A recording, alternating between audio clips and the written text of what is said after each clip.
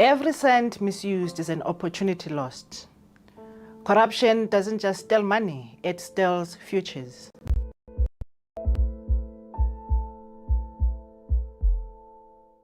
My name is Nolwazi Mamorare. I serve as the Chief Financial Officer at the University of Johannesburg. In my role, I see how accountability, or the lack of it, directly affects development, access, and trust. At the University of Johannesburg, we believe financial integrity is non-negotiable. That's why from the 3rd to the 5th of September 2025, we're hosting the Combating Corruption Summit to take a stand, not just in words, but in action. This summit will go beyond theory.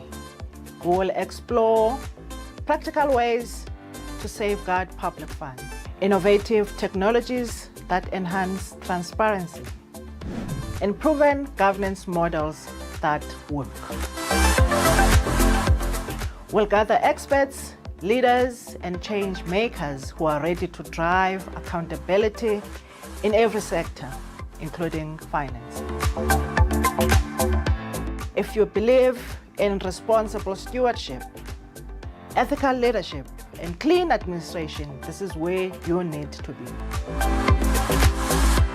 Let us turn oversight into impact. Let us build systems that protect value and people. Be in the room. Be part of the change. Be at the Combating Corruption Summit 2025. Uniting for integrity, acting for impact.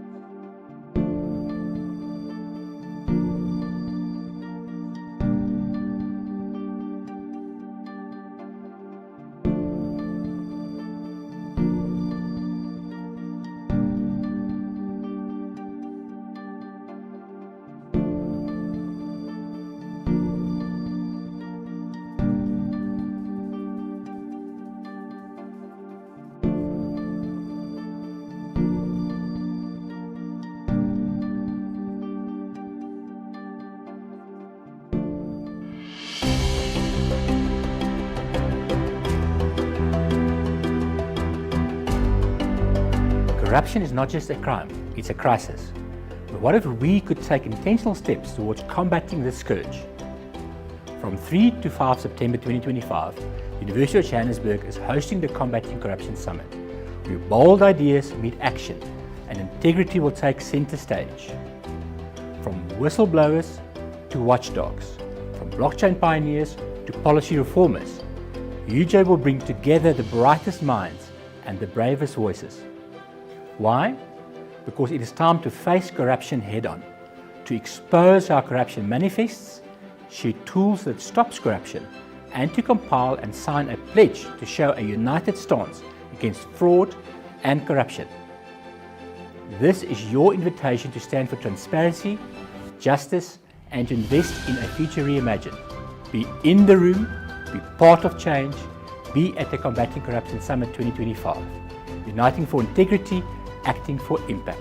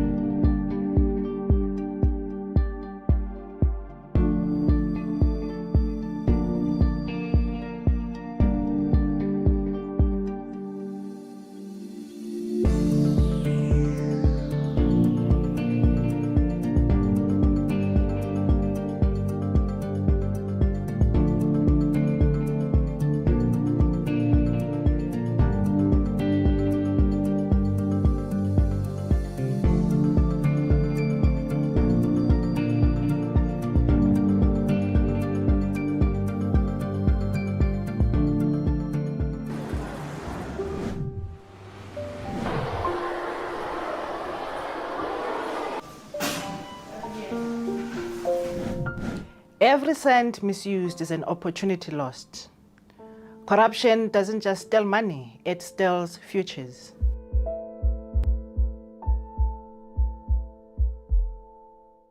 My name is Nolwazi Mamorare. I serve as the Chief Financial Officer at the University of Johannesburg. In my role, I see how accountability, or the lack of it, directly affects development, access, and trust. At the University of Johannesburg, we believe financial integrity is non-negotiable. That's why from the 3rd to the 5th of September 2025, we're hosting the Combating Corruption Summit to take a stand, not just in words, but in action. This summit will go beyond theory. We will explore practical ways to safeguard public funds, innovative technologies that enhance transparency, and proven governance models that work. We'll gather experts, leaders, and change makers who are ready to drive accountability in every sector, including finance. If you believe in responsible stewardship, ethical leadership, and clean administration, this is where you need to be. Let us turn oversight into impact. Let us build systems that protect value and people. Be in the room. Be part of the change. Be at the Combating Corruption Summit 2025. Uniting for integrity, acting for impact.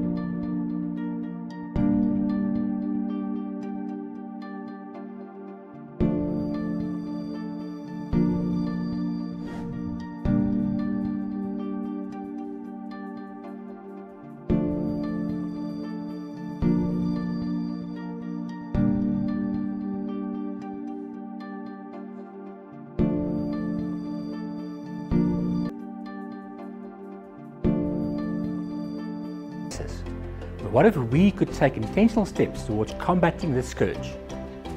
From 3 to 5 September 2025, University of Johannesburg is hosting the Combating Corruption Summit, where bold ideas meet action and integrity will take center stage. From whistleblowers to watchdogs, from blockchain pioneers to policy reformers, UJ will bring together the brightest minds and the bravest voices. Why? Because it is time to face corruption head-on, to expose how corruption manifests, share tools that stops corruption, and to compile and sign a pledge to show a united stance against fraud and corruption. This is your invitation to stand for transparency, justice, and to invest in a future reimagined. Be in the room, be part of change, be at the Combating Corruption Summit 2025. Uniting for integrity, acting for impact.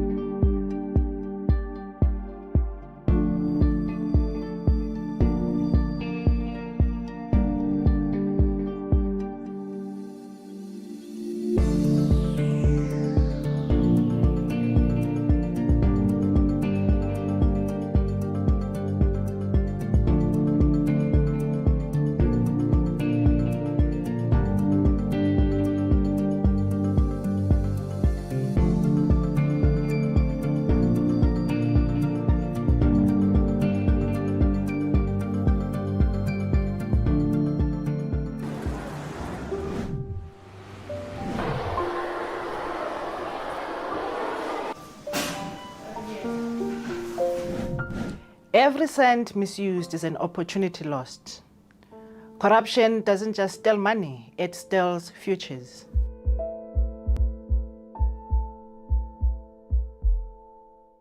My name is Nolwazi Mamorare. I serve as the Chief Financial Officer at the University of Johannesburg. In my role, I see how accountability, or the lack of it, directly affects development, access, and trust. At the University of Johannesburg, we believe financial integrity is non-negotiable. That's why from the 3rd to the 5th of September 2025, we're hosting the Combating Corruption Summit to take a stand, not just in words, but in action. This summit will go beyond theory. We will explore practical ways to safeguard public funds, innovative technologies that enhance transparency, and proven governance models that work. We'll gather experts, leaders, and change makers who are ready to drive accountability in every sector, including finance.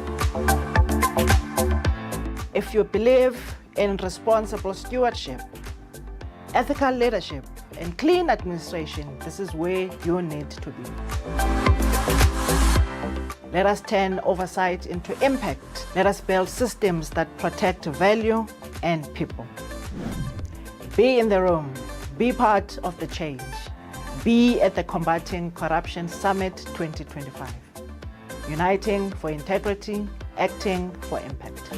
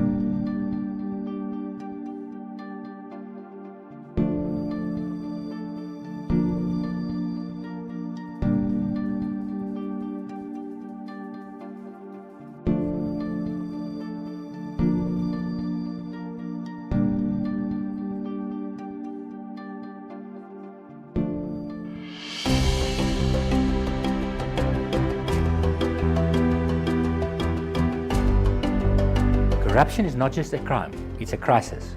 But what if we could take intentional steps towards combating this scourge? From 3 to 5 September 2025, University of Johannesburg is hosting the Combating Corruption Summit, where bold ideas meet action and integrity will take center stage.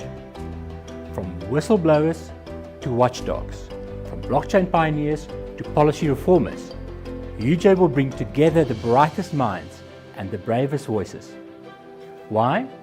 Because it is time to face corruption head-on, to expose how corruption manifests, share tools that stops corruption, and to compile and sign a pledge to show a united stance against fraud and corruption.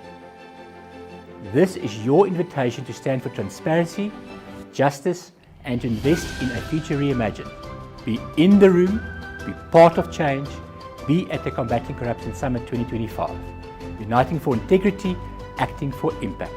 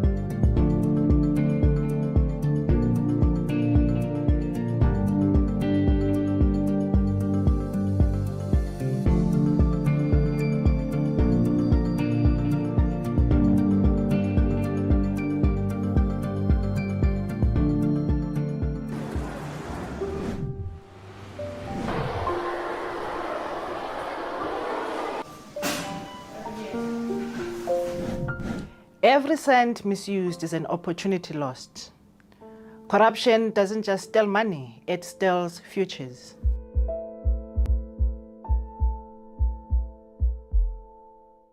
My name is Nolwazi Mamorare. I serve as the Chief Financial Officer at the University of Johannesburg. In my role, I see how accountability, or the lack of it, directly affects development, access, and trust. At the University of Johannesburg, we believe financial integrity is non-negotiable.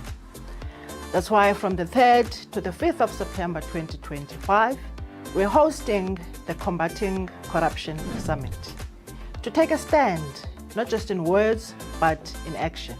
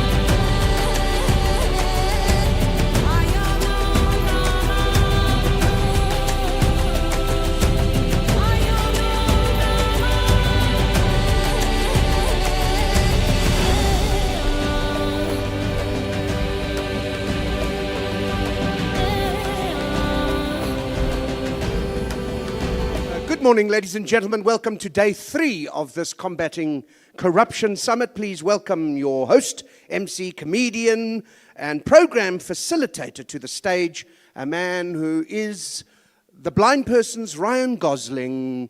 It's Alan Committee. Beautiful. More build to something cacophonous. That's nice. That's the Friday enthusiasm. Quick picture here. There we go. That's fantastic. It's a lovely pose. Thank you. You made your presence felt there, Mr. Photographer Man. That was extraordinary.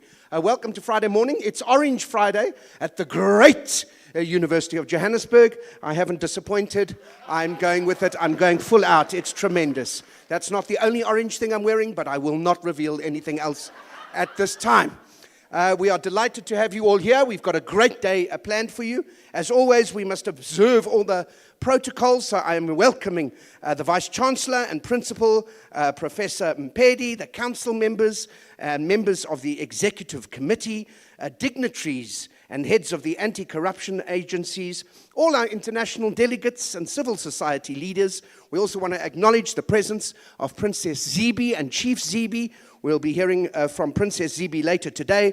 Any public and private sector representatives, a warm welcome.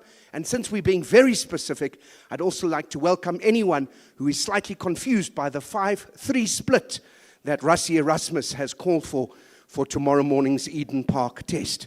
That was certainly a surprise to me. So if you were surprised, you are also most welcome here this morning. I thought that might get a bigger laugh, but I like that you have taken that as information. That is very good. Some people are just arriving now early for next year's corruption summit. So that's very exciting. We're in for a good day, I think. We had a brilliant first 2 days, and yesterday one of the things that came out quite strongly is the resilience of our country, despite all the challenges. And talking to some people at the very fantastic cocktail function last night, I was reminded that South Africans are resilient. We're almost like MacGyver. Do you remember MacGyver from the 80s? We in South Africa, well, in America it was done as an entertainment show, but we thought it was a documentary. We misunderstood it. And MacGyver, of course, comes from the Latin, magaveo, magavere, magavui, magavitum, which is the past pluperfect. I do speak Latin. And maganbeen, of course, is the gerundive. I'm just having fun now. I don't care if you're enjoying yourselves or not. MacGyver was extraordinary, and he had the mullet. Everyone in the 80s had a mulleted hairstyle. Hair, sir, that's, well, it doesn't matter. So I suppose what's exciting is that that hairstyle is what kept him relevant, but he could also hide things that he needed to help him, because every Friday night at 7 o'clock, that theme tune would kick in. Da, da, da, da, da, da, da, da, da, da, and you knew, you kniped, and you rushed to your TV set to watch another episode of MacGyver. Sometimes, if you were in the toilet, the theme tune would wait for you. Da, da, da, da, da, da, da, da, da, da, da, da, and then, whoop, sha, ba, da, da, da, da. That was the first PVR. No, nothing yet. Okay. I'm just warming you up because you still have the energy of Thursday afternoon, but we're going to get you back to Friday. And the thing about MacGyver was that by 7:45 every Friday night, 1945, he was stuck in a situation from which it seemed he could not escape. And he had only 14 minutes before Rian Kruiwagen had to read the 8 o'clock news. There was a real pressure on him, and he would often find himself in a city lodge in Braamfontein, and he would think, how do I get out of this room? All he would have at his disposal would be a porcupine quill and some soap and a filter from a Hoover vacuum machine circa 1978 and some Vim. But he was MacGyver. He remembered if you added water and you combined all those elements, you can make an iPhone 16. And he did. Every single week, he was amazing. Not only him, Knight Rider had the... And he did. Every single week, he was amazing. Not only him, Knight Rider had the permed mullet, David Hasselhoff, and then Magnum had the mulleted chest hairs that he would comb down to his ankle. And then, of course, Jessica Fletcher. She was the first woman in the 80s to have a mullet hairstyle. Murder, She Wrote. Do you remember that? It was a beautiful village, Cabot Cove, in America. It was only 708 people in that village, and yet there was one murder every single week for 37 episodes over 18 seasons. So 93% of that village was exterminated, and yet not one crime was solved by the police. That's a bit like Langebaan. So that was fascinating, actually. Right, shall we get going? Are you ready? An action-packed morning. That lady's got the Coke Zero. She's happy. She's getting excited. No, you're not. What's where? Coke Original. That is the principled reaction I was waiting for. Not for you, no sugar. There's no sugar coating for you. You're getting right down to the brass tacks. Our first speaker is a delight. We are happy and very honored to welcome the Minister, Dr. Leon Schreiber, Minister of Home Affairs, and a Member of Parliament for the Democratic Alliance. Prior to his appointment as Minister in June of 24, he served as a Shadow Minister of Public Service and Administration and as a whip in the National Assembly and as Strategic and Communications Advisor to the Leader of the Opposition. But before he was elected... Good morning, everyone. A tough act to follow on a Friday morning, let me assure you.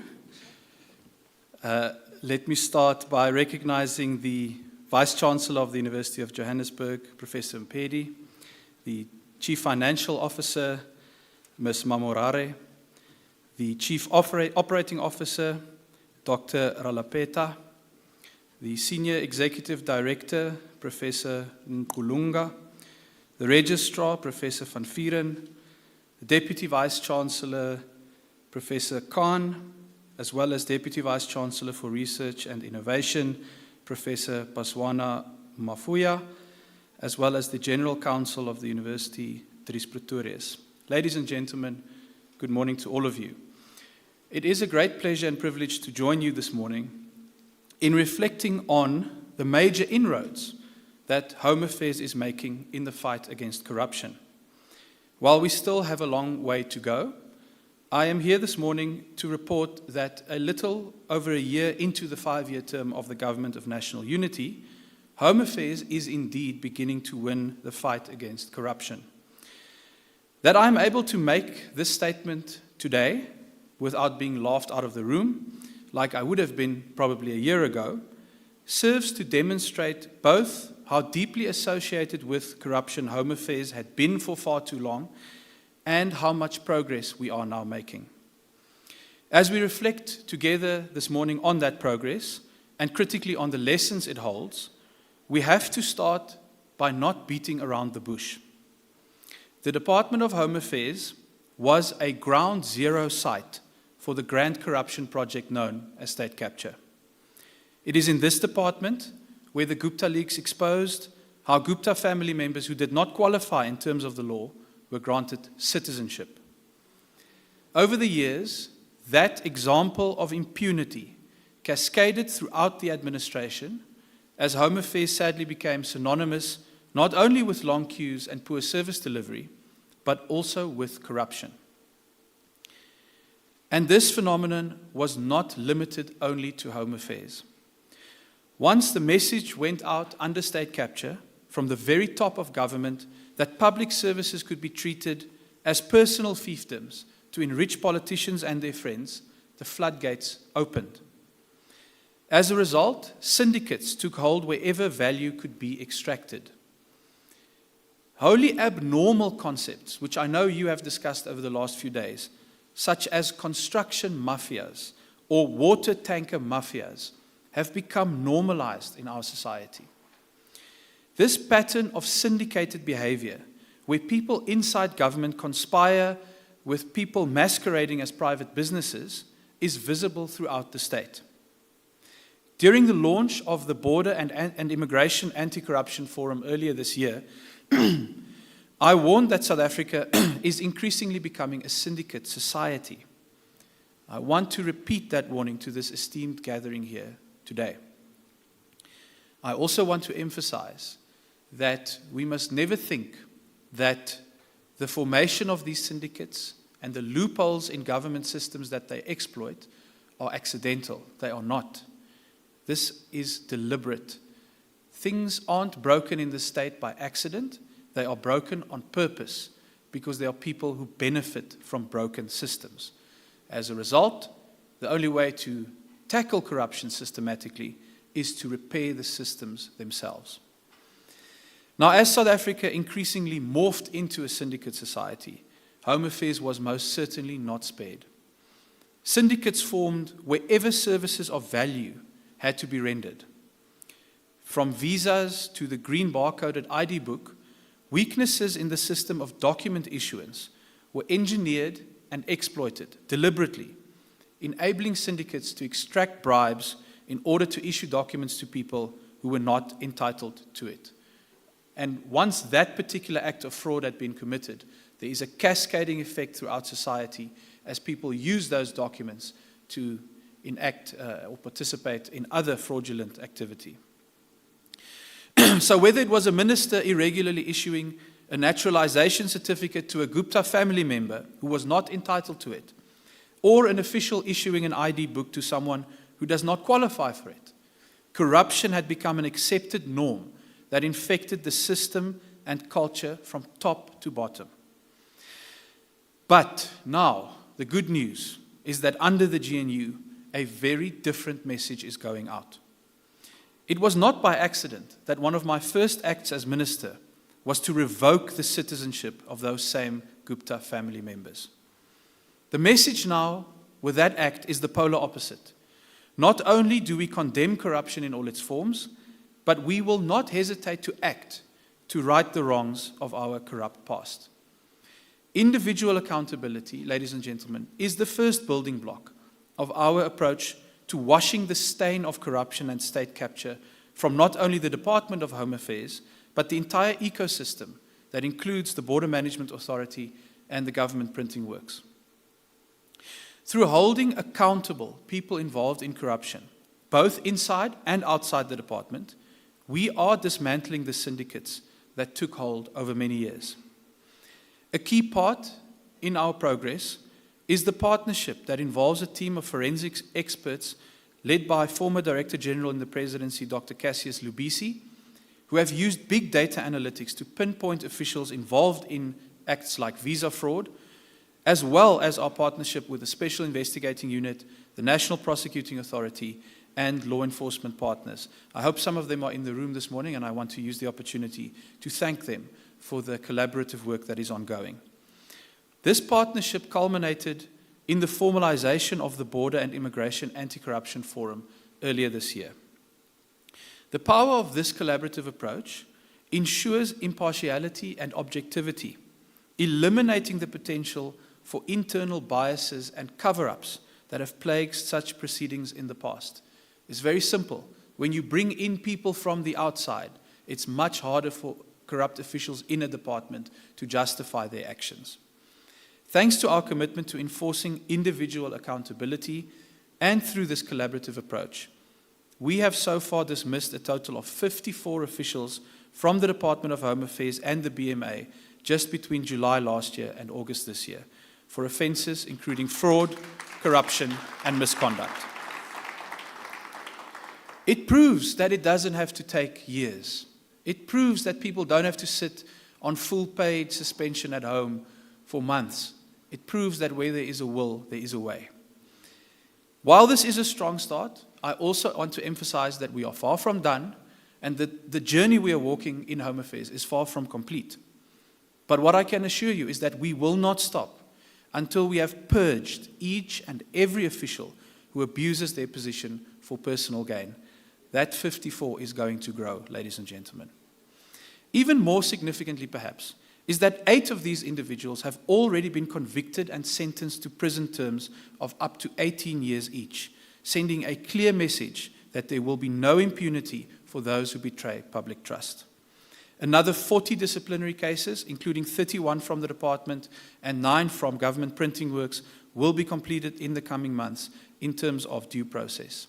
A further 15 criminal cases against former Home Affairs and BMA officials are currently under investigation by the South African Police Service, and we will continue to work with law enforcement to ensure that they join their former colleagues behind bars. Importantly, ladies and gentlemen, this includes conviction, arrest, and prosecution of private citizens who conspire with officials to form corrupt syndicates. There's always someone on the inside and always someone on the outside, and we are targeting both.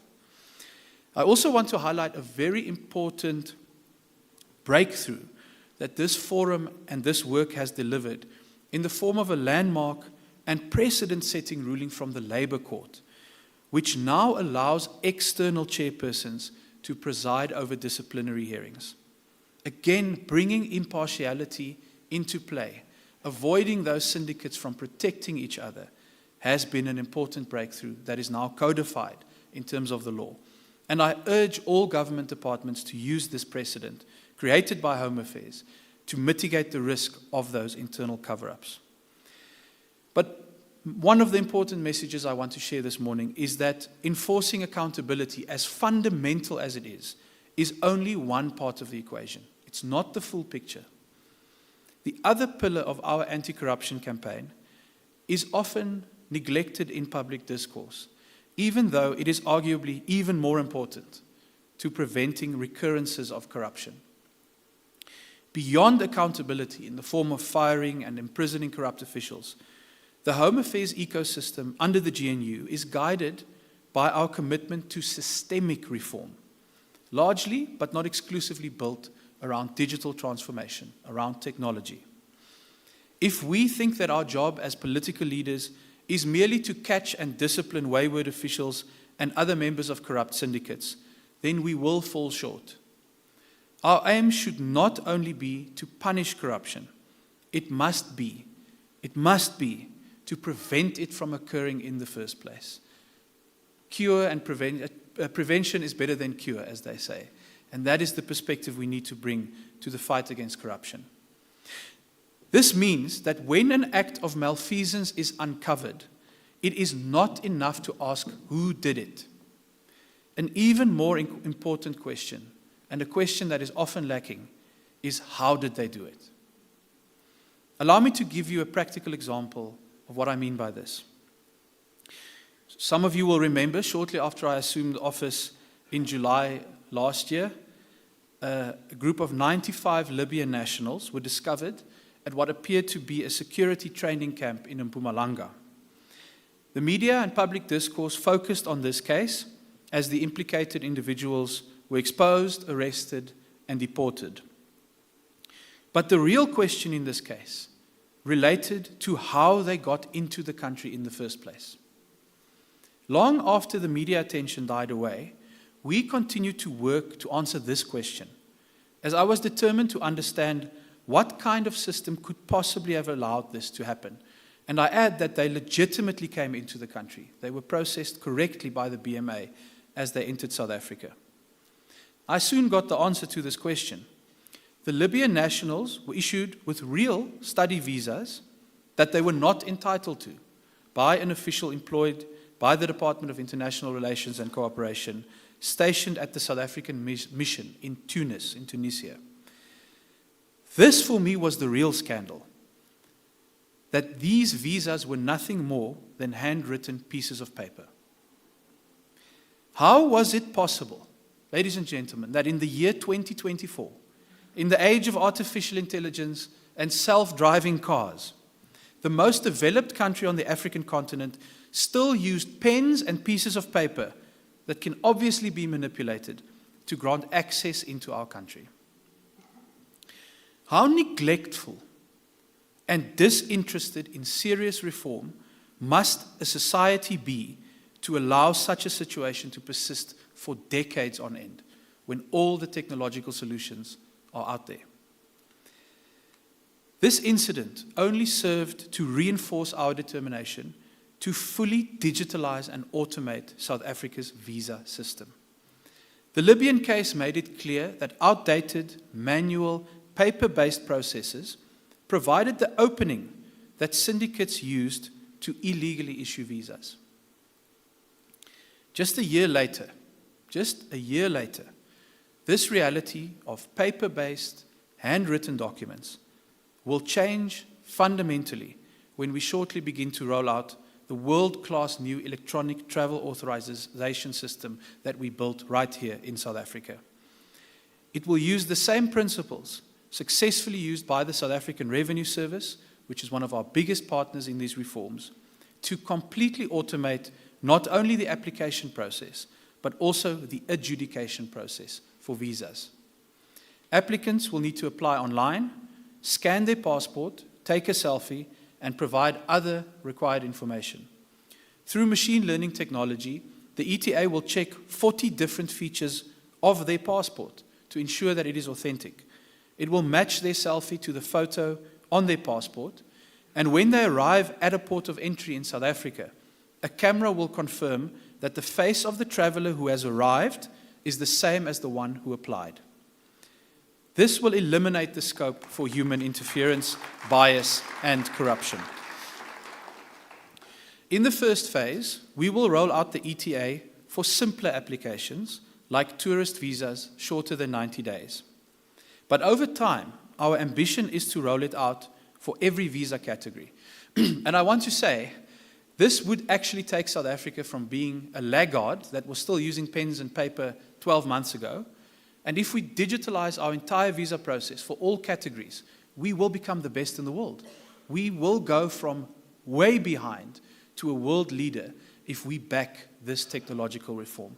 And it doesn't have to take decades. We can get there. Now, here's the point. If this system had been in place when those 95 Libyans cooked up their plans, they would never have gotten a visa, even if they had found a crooked official, because that official would not have had the discretion to implement corrupt decisions. This is the approach. This is the framework that we are following across the Home Affairs ecosystem. And I do have a bit of breaking news for this event this morning. I am proud to announce today that we have just begun implementing a similar technology-focused upgrade that will lead to major improvements to the security of the South African passport. Just like we wanted to understand the systemic causes of visa fraud, we also zoomed in on how it was possible for syndicates to target passport applications. What we found is that previously, biometric verification, in other words, facial recognition or fingerprint scanning of the client, was done at the start of the application process. So when you walk into Home Affairs, it's the first step in the process. But then when you moved on to the photo booth, the phase where the photo was taken that would go into your passport, there was no biometric verification. Once again, it was through this loophole, this systemic weakness, that space was created for those with corrupt intent. So, we closed it. In the past few weeks, thank you. In the past few weeks, we started rolling out an upgrade to our live capture system that now does a biometric check on the photo that actually goes into the passport. In other words, if the face on that photo does not match the face we have on record in the population register, the application is declined and the passport will not be produced. Systemic reform to eliminate space for corruption. This kind of reform, built around digital transformation, has, ladies and gentlemen, laid the first step towards enhancing the power of our passport. And where do we want to end up? We want to end up able to negotiate visa-free access for the South African passport to more countries. But we have to do our job first. We have to fix our systems first. We have to make sure that only people who are actually South Africans entitled to that passport are able to get it. That is the power of technology, and we are now moving in that direction. A final example that I'd like to share with you, and perhaps the most powerful example of all, is our work to enhance access to smart IDs so that we can end the use of the green ID book. Now, I know there are people who are very sentimental about that book, on a lighter note, so don't get too angry. My current thinking is that perhaps you can keep a copy of the old ID book, you just won't be able to use it to open bank accounts anymore. So if you want to frame it on your wall, maybe we can get there. But more seriously, in another truly stunning moment for me after assuming office, I found that there are still 18 million green IDs in use in South Africa, nearly a decade and a half after the vastly more secure Smart ID was introduced. Now, this is despite the fact that research has found that the South African Green ID book is the most defrauded document on the African continent. So we don't want to do away with the Green ID because we don't like it. We want to do away with it because it is a real and urgent security risk. It is costing our financial sector dearly, and it sits at the heart of most cases of identity theft in this country for a very simple reason, because it uses manual photos that can be manipulated. Again, once you start paying attention, there was an obvious follow-up question that has apparently not been asked for many years. The question is simple. Why were so many people still using the Green ID when we know the risks? The answer is that Home Affairs had not expanded access to ensure that everyone in South Africa can obtain the new Smart ID. As we speak, today, there are still 101 out of the total 349 permanent Home Affairs offices in this country that are not modernized, which means that you cannot get a Smart ID there. Residents who live in areas with those 101 non-modernized offices are thus being forced to still get the green ID book, despite the risk that we know it poses. We are still creating the problem, ladies and gentlemen. We are still producing the green ID because we have not given everyone access to the alternative. For me, this was actually an Orwellian situation, where the government recognized the need to replace the green ID with the more secure Smart ID, but simply failed to implement the systemic reforms required to expand access and inclusion. Again, using technology, we are changing this rapidly. The solution to this problem clearly lay in reforming, modernizing, and massively expanding the existing successful partnership between Home Affairs and the banking sector, which dates back to 2016 and which has seen the provision of Smart ID and passports services at 30 bank branches across the country. But this footprint is far too small for us to be able to replace the green ID book at scale, and it is concentrated in urban areas, leaving behind people in rural communities. So again, it starts with a question. What is standing in the way of scaling up this successful partnership across the country? In fact, it is so successful that I bet you your biggest complaint in this room would be to say that there are not enough booking slots at these bank branches. People sometimes at midnight try to make a booking on the online booking system, and they find within seconds that it's already booked out. That is a sign of where the solution lies. It is popular, it is working, but the reason you don't find a booking slot is because there are only 30 locations in a country of 62 million. So let's grow the number of locations. And the key, again, lies in technology. Despite the fact that all of the banks in South Africa were already integrated with Home Affairs through our online verification service, which is a service that verifies your identity when you open a bank account or you put your fingerprints on a scanner at a bank branch. It checks against the Home Affairs database so that the bank knows you are who you say you are. They are already integrated with that system. Despite that, the previous model with these 30 branches relied on Home Affairs installing its own camera, its own fingerprint scanner, and its own official in these bank branches. This was despite the fact that Home Affairs is chronically underfunded, and it would never be able to meaningfully scale up this service if we continue to use this model, and despite the fact that the banks already have all those things, fingerprint scanners, cameras, and they're all fully integrated to Home Affairs already. With Cabinet having set us the target to expand the number of bank branches that offer this service to 1,000 under the medium-term development plan, we got to work on fixing and upgrading the OVS, the online verification service, which had also been underpriced and neglected for many years. As a result, over 50% of attempts to verify someone's identity failed. We fixed that, with the OVS failure rate now reduced to below 1% and returning verifications in less than a second. This upgrade alone is already a major improvement for national security, because banks, insurers, and other financial service companies now have a reliable system to verify the identities of their clients. Once the OVS upgrade was complete, we corrected the fee structure to ensure that we could maintain the service well into the future. This is now the exciting part. After all the hard work, we now have a secure backbone in place through the online verification services, and as a result of that, we have just concluded updated agreements with 8 different banks to move from this previous manual model to a new digital partnership model.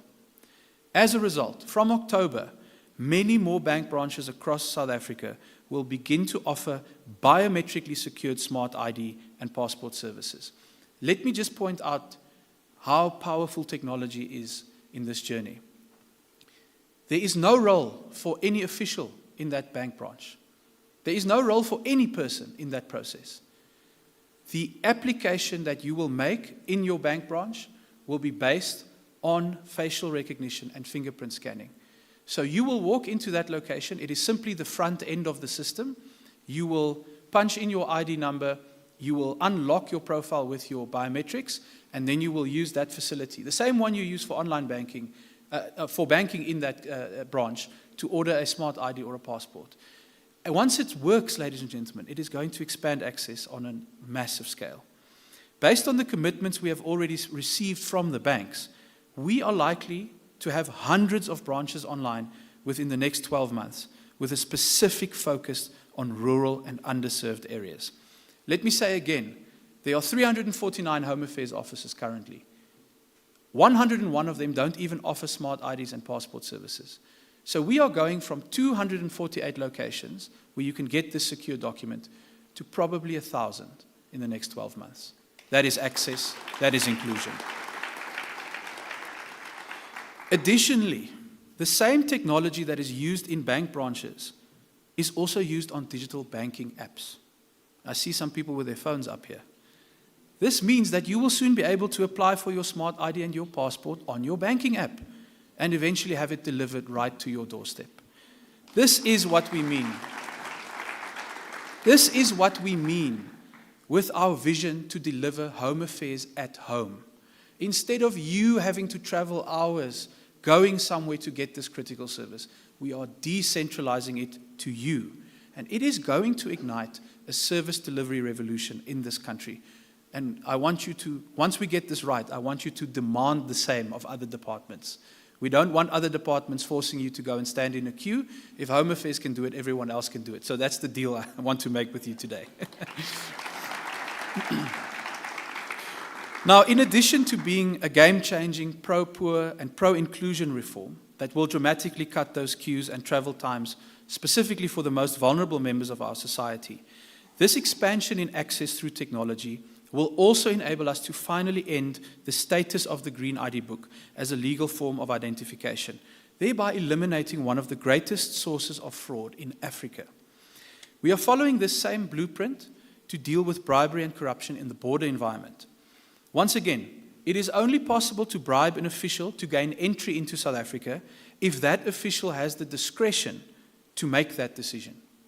The BMA's plan to automate entry and exit at ports of entry to eliminate the space for corruption is signed off and ready to go.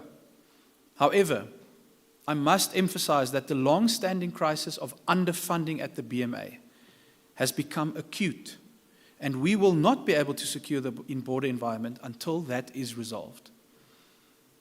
The good news is that funding the BMA is without any doubt the single best investment that South Africa can make as a country right now.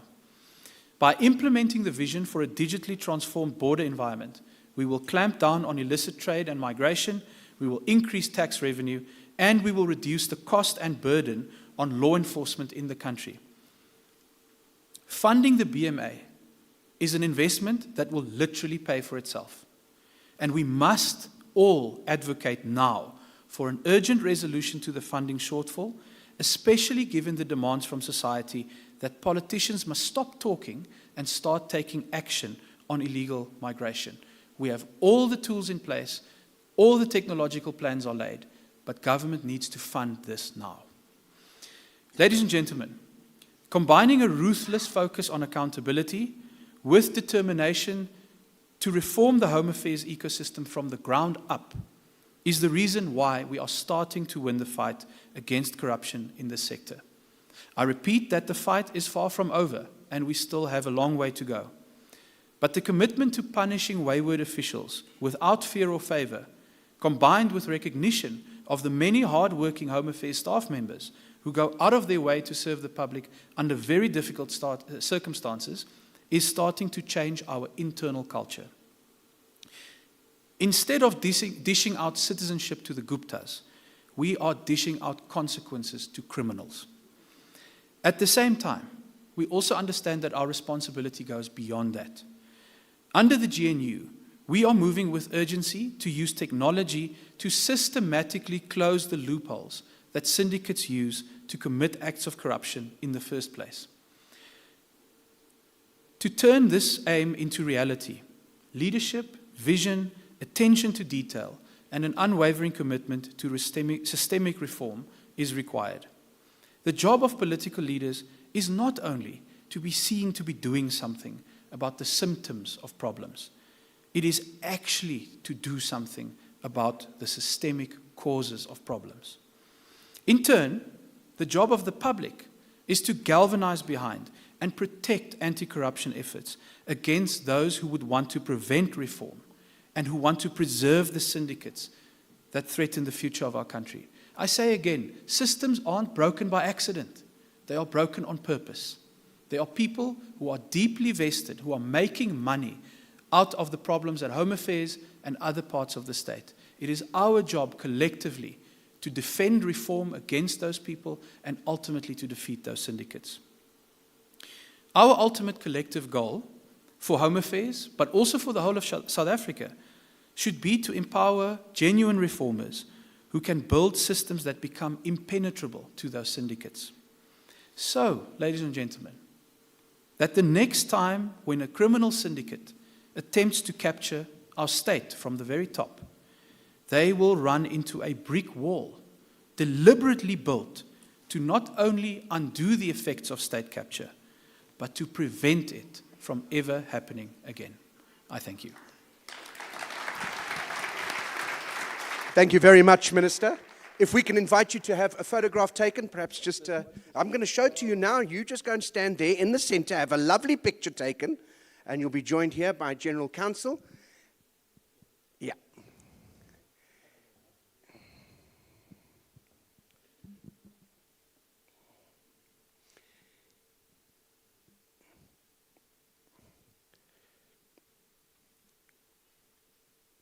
Brilliant. And then if we could invite you to sign our pledge, that would be fantastic. I think you'll find the pen.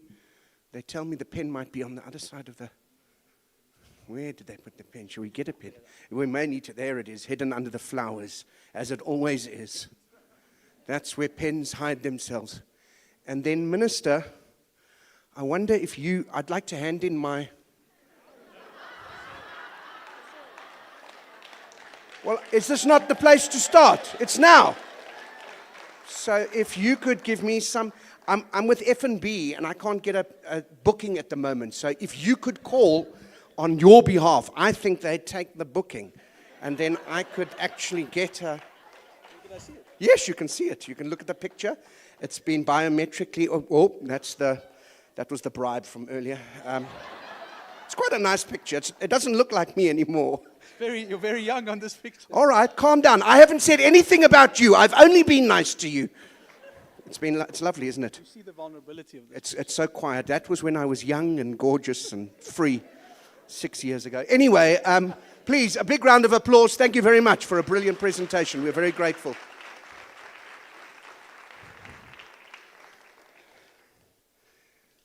Thank you, sir. Right. What a good start to day 3, ladies and gentlemen, and we move swiftly on.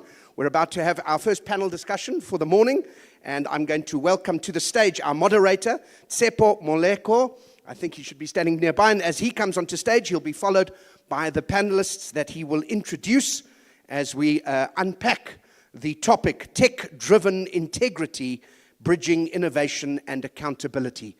So please, if you will, welcome Tsepo Moleko and his panelists.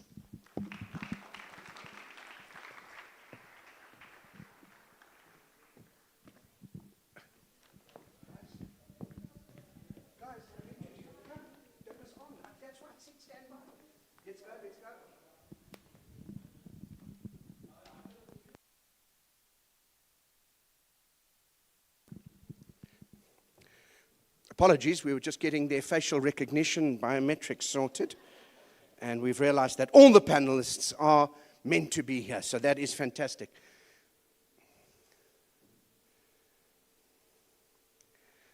Are they coming?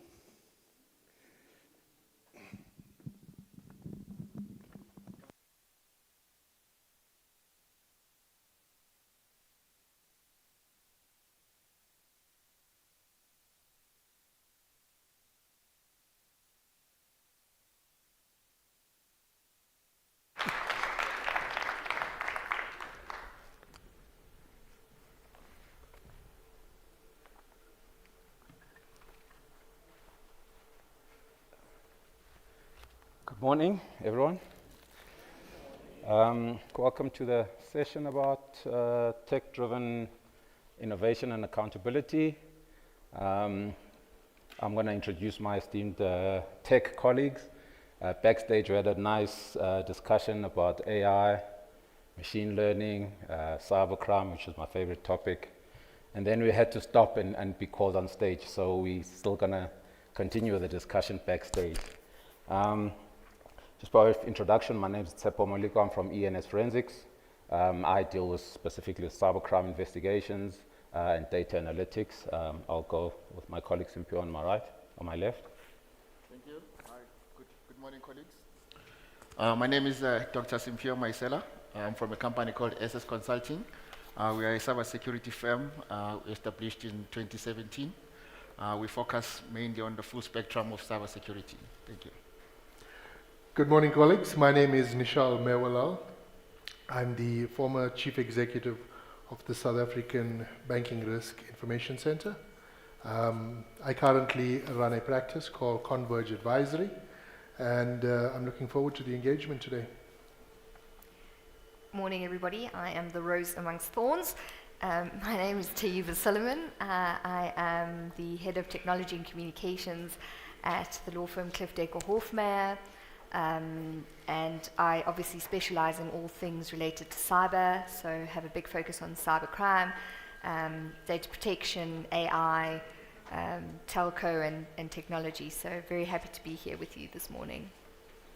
Morning, everyone. My name is Rafael Siegel. I'm a co-founder of Contract Corridor, a contract lifecycle management platform, AI-enabled. Co-founder of My AI Lawyer, a digital online access to justice platform for citizens.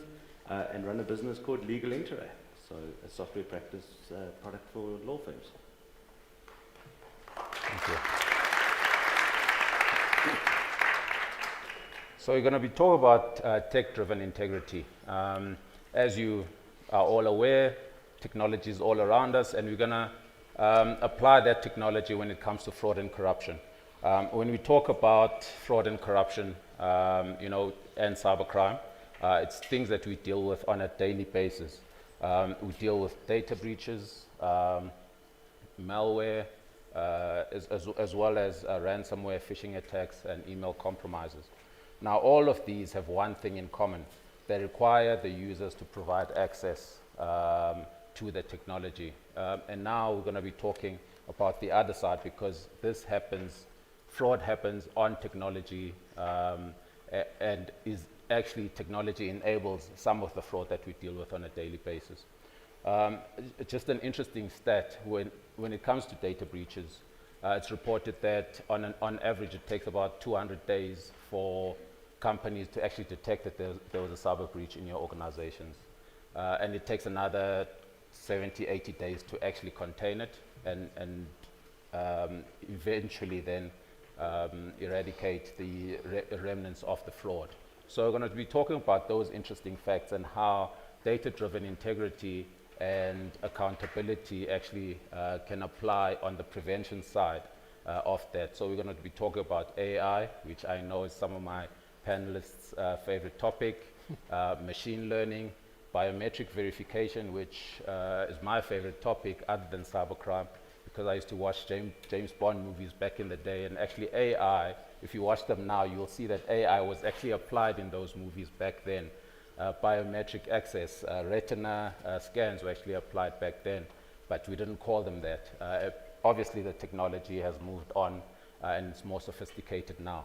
So I'm gonna start with my colleague Taiba. If you can just discuss, set the scene for us on how would you define a tech-driven integrity? Yeah, so it's such a philosophical idea, integrity, because it's such a human, tangible thing. And so the ask to sort of define integrity around technology feels a bit strange. But what I think is important, and probably what we need more of, is a cultural shift in the integrity that sits behind the technology.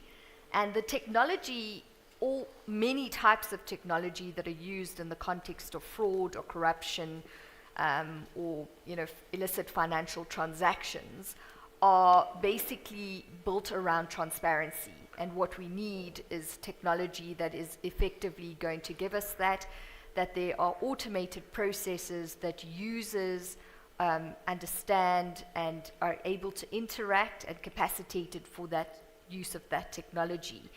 But built around that needs to be that cultural shift where people are willing to implement the technology necessary to give the public, to give users, to give an organization, to give shareholders transparency.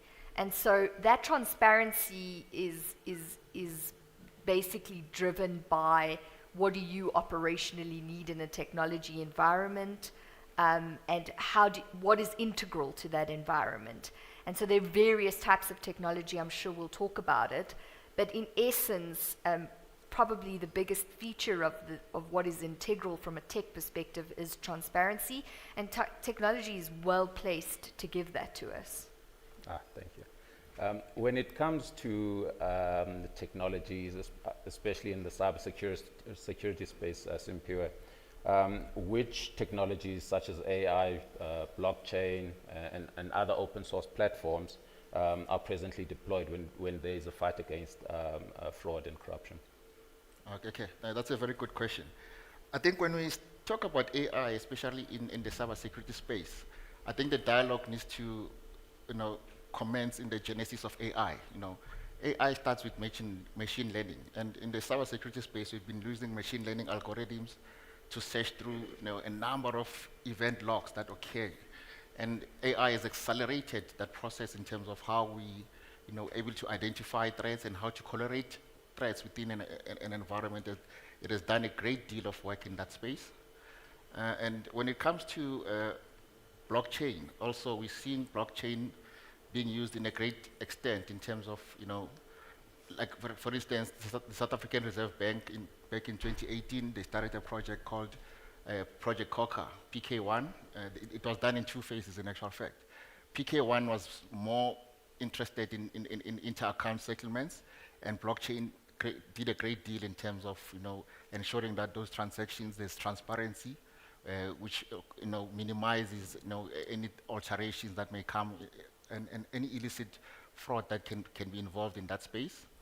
And banks have also used blockchain to minimize things like anti-money laundering within an environment, and also machine learning has also played a great deal in that space.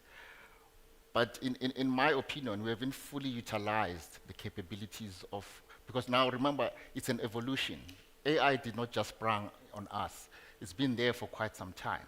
So we evolved from machine learning to LLMs. Now we're talking about, big large language models where ChatGPT, and now we can interface and write prompts to AI, which is something that was never there. And also the evolution has been going parallel. So there's been some contingencies and adjacencies that have been happening also with regards to the evolution of the processing powers. We no longer talk about CPUs now, we talk about GPUs and even TPUs. Google came up with processing power that's specifically tasked to deal with AI processes. So we haven't fully utilized AI capabilities in that extent. That's my opinion.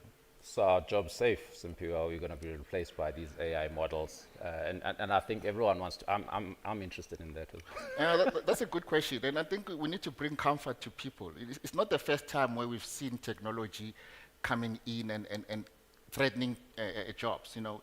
Or robotics and process automation have been there for decades. In actual fact, my view is that each time there's a revolution or an evolution, it brings about opportunities for new employment. Let's look at the second industrial revolutions when petrol engines came about, or when Tom Ford started designing the first car. So with the first T1 models, although it was a car, so it brought about opportunities for construction. Now there were roads that were supposed to be built, there were petrol stations that were supposed to be built. That created more employment. So we're seeing the same trajectories when it comes to AI as well.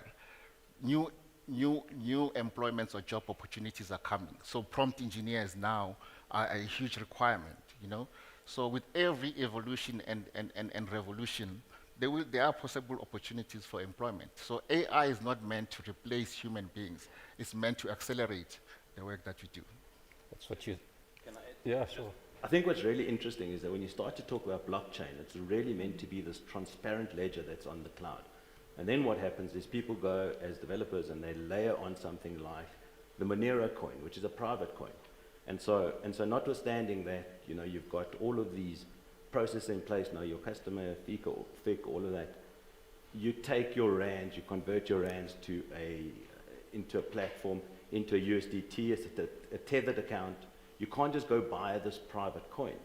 And then you move that from some digital central hub like a Valor or whatever it might be in South Africa. You got a platform like Kraken, you open another wallet. You move that account from a USDT into that platform, and then you go buy this private coin, Monero. And so your money has just moved straight out of the country, missed all the exchange regulations. You're hoping that they're going to do an adequate job in AML or FICA or FIC or KY, and you now put it into Monero. And once it's in Monero, it's completely private. So wherever there's good actors, there's going to potentially be bad actors, and so the ability to modify or move what was meant to be a very, very positive aspect of blockchain becomes, you know, you can just manipulate it. And I think that's where we see rules like stablecoin that's just come out now, the stablecoin regulation, and then they've just had another one that they've pushed through. So we're kind of in this changing dynamic around how to manage the chain, the movement of money, and this whole digitalization process. Yeah, but there's always going to be the criminal element to it now. When you're talking about AI, Bitcoin specifically, we see it all the time when it comes to cyber crimes, ransomware, where the ransom's actually paid. So Taiba, do you think we've got the existing laws are adequate to fight the ongoing concerns relating to cyber crimes that are perpetrated? Yeah, so at the moment we obviously have a framework in terms of the Cyber Crimes Act. We have PAPIR, and so there is a framework. But the challenge that we face, and it's not a challenge unique to South Africa, is the sort of multi-jurisdictional nature of the crimes. So crimes are being committed in multiple jurisdictions in many cases, and the ability to then investigate and prosecute is inherently challenging. So you can sort of have the best laws in place and the best regulations in place, and even what we don't have in South Africa, a capacitated criminal justice system and law enforcement arrangement, and you're still going to encounter these challenges because the nature of the technology is also changing and evolving all the time. And so inherently in that, it's making it more and more difficult for law enforcement, and certainly the case for forensic lawyers, more and more difficult to be able to investigate, find the perpetrators, and then be able to actually prosecute them. And that is something, I wonder whether a super intelligent version of AI is actually what we're looking for to coordinate investigation and prosecution of these kinds of crimes more efficiently in the future. So perhaps it's going to replace somebody in the system. Not you, Tshepo. No, I know I know you mean the best for me. But when we talk about AI, then are we having the AI Act coming through in South Africa anytime soon, or is it? Because I know in Europe they've got something similar. I feel doubtful because I think that South Africa has always been, if you think about us in the context of data protection, we probably implemented our data protection legislation 30 or 40 years after the EU.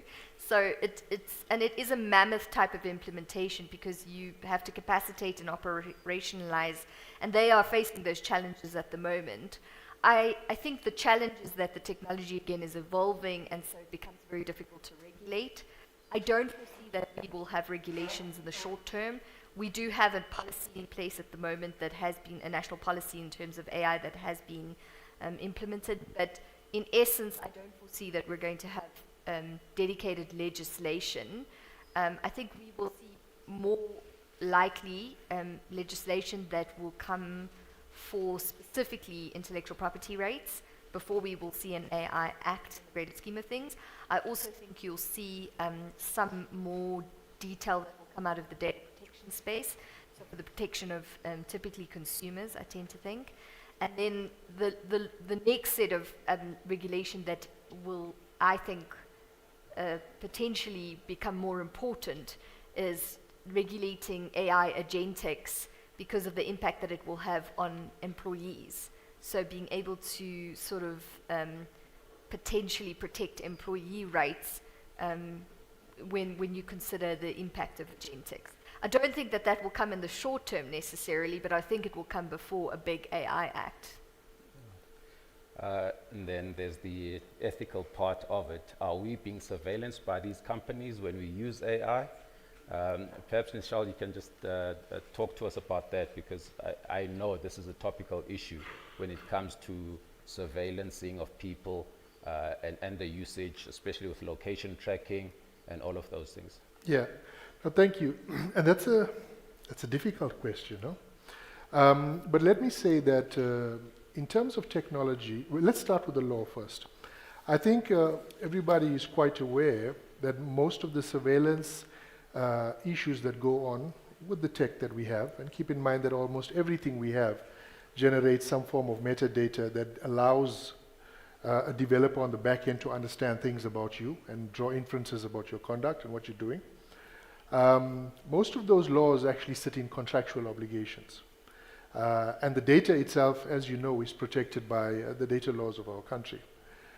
What's clear, though, is that we don't have any form of overarching legislative framework that puts obligations or curtails certain things that can or cannot happen. And globally, this is the big topic at the moment, because as part of some form of international policy that needs to be done, there equally needs to be some form of changes happening domestically. Now, what I can tell you is that please don't think that these things are not happening within our own context and our own environment. It's quite natural for some of the most everyday activities that you do to generate information about you that actually allows people on the back end to be able to have oversight in terms of what you're doing. You must be thinking, but what is this guy talking about, huh? Well, how many of you have this? Oh, yeah. But maybe the one that knows the most about you is your banking app. And that's because it's one of the few apps where you actually give consent to do certain things and use other elements that are contained in that phone to be able to do authentication and verification about who's accessing your information, your money, all of that stuff. So take a moment to go and look at the T's and C's that are associated to your usage of technology as an example on the banking app. So the point that I'm making is that this thing is happening every day. And as you and I know, domestically, there isn't really any rules that we have to ascribe by. In this space at the moment, what I can say with quite some degree of confidence is that it's a self-regulated space.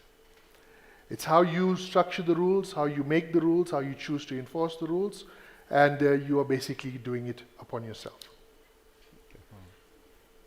But who makes the rules, but who owns the data?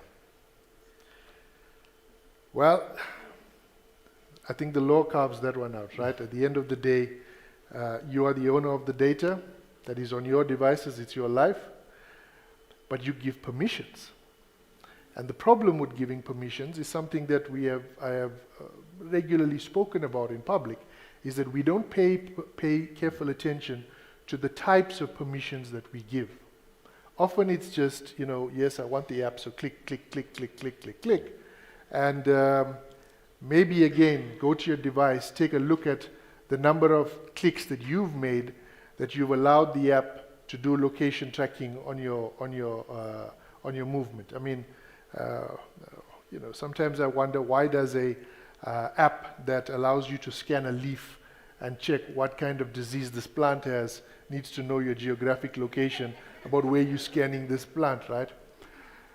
But that's on the usage side.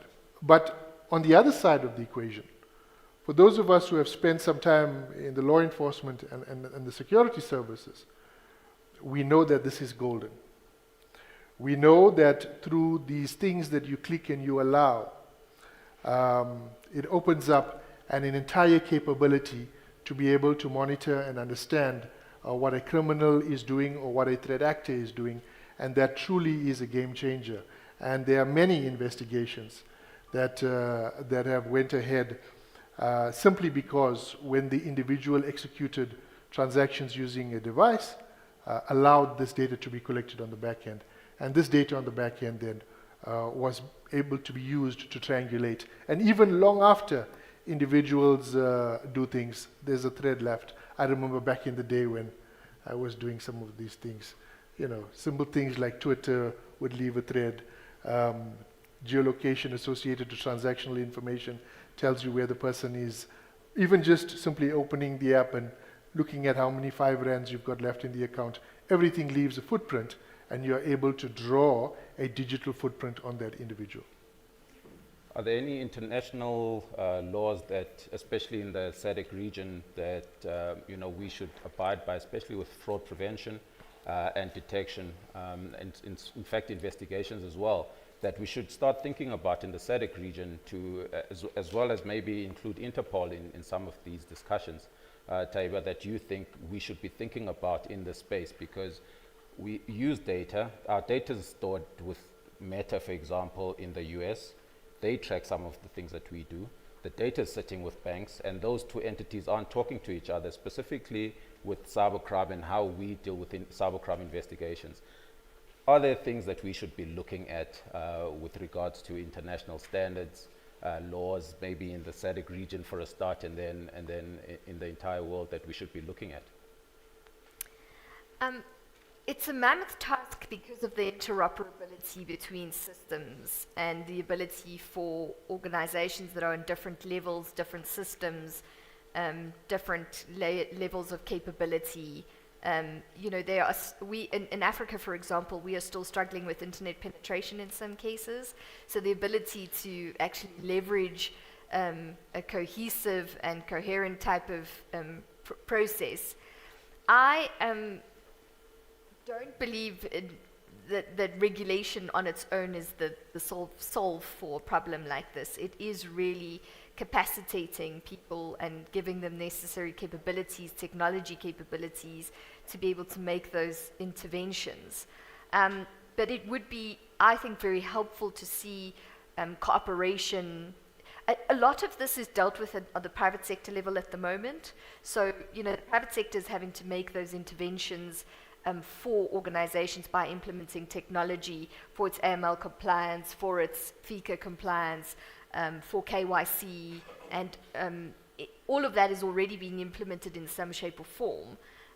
If there was a more uniform take-up of that across the public's, from a public's perspective, you might have a better chance of being able to intervene with threat actors. But again, you are dealing with bad actors in other parts of the world. And the other thing that's really important, notwithstanding the implementation of technology, is that, as Nishal has said, is people are being surveilled all the time. We are all being surveilled without necessarily understanding how or why, because of subscription to any number of applications, whether it's Meta, whether we're using Google. We're part of the sort of data set that is giving technology organizations their value, in essence. But that is also the basis upon which any bad actor can access that information and can use your vulnerabilities against you. So you find a person who is being surveilled, who is potentially in financial distress in their personal capacity, becomes the object for a threat actor who could potentially become, a corrupt employee within their organization by handing off their credentials. It's very difficult for a very specific law to then address that, how a vulnerable person could be used to compromise an organization. Yeah, but surely we can build AI models to, to replace the human factor there and account for every scenario. I mean, it takes a few people. You mentioned the private sector's busy building these models, but surely if everyone can come together and put their minds in all of these scenario settings, we can build a model. Obviously, there has to be human intervention there to make sure that we can account for maybe 90% of the scenarios, and then there's the 20% that would be left that obviously we can't account for. Are there any success stories? Maybe Raphael, you can chip in here, that we know that these AI models have been built specifically for fraud prevention and detection. I mean, we see certainly from the minister who spoke before was speaking about the improvement in home affairs. Didn't get to hear the whole story, but that sounded certainly like there was a whole lot of good work going on in the models there. This new online e-procurement for tenders, that's definitely showing, transparency coming to the fore. Models, you're able to get to the data, models about who's actually putting in these tenders. I think that we are seeing real-time enablement of this tech to understand what actions are being taken, what's out of sequence, and certainly how they can auto-respond to it. At the moment, we don't live in a world where it's an automated autopilot. There is still very much human in the loop in almost everything that we see from an AI perspective. And if you think about what the AI is actually doing, as it gets the data, it's trying to evaluate that data based on how it's been trained. And so when you look at South Africa specifically, the models generally, these frontier models, Grok, OpenAI, Anthropic, Claude, they're US-based models. And then, okay, you've got DeepSeek from China. But if you're going to really kind of localize the models to South Africa or Africa, then you need to start fine-tuning for how we actually interact. So there's this whole localization challenge that we need to face up to. Notwithstanding all of that, the models also have to respect some of the legal or regulatory requirements around POPI or data protection. So anonymizing some of that data, making sure that from a sovereignty perspective it's stored here. And organizations are much more aware of it than individuals. And your point about Meta being, we become data subjects and we just push click, click, click, accept, accept, accept. And as Nichelle said, he takes a picture and it knows where he is and what he's bought and everything about him. So the success stories, I think, are few and far between, but we're at the beginning of this journey. We're like 18 months into these large language models. And if we can dream it, we'll build it. Maybe I can jump in there to build on Raphael's input. Colleagues, I'm going to give you two maybe very simple use cases where the success is quite phenomenal. It's outstanding.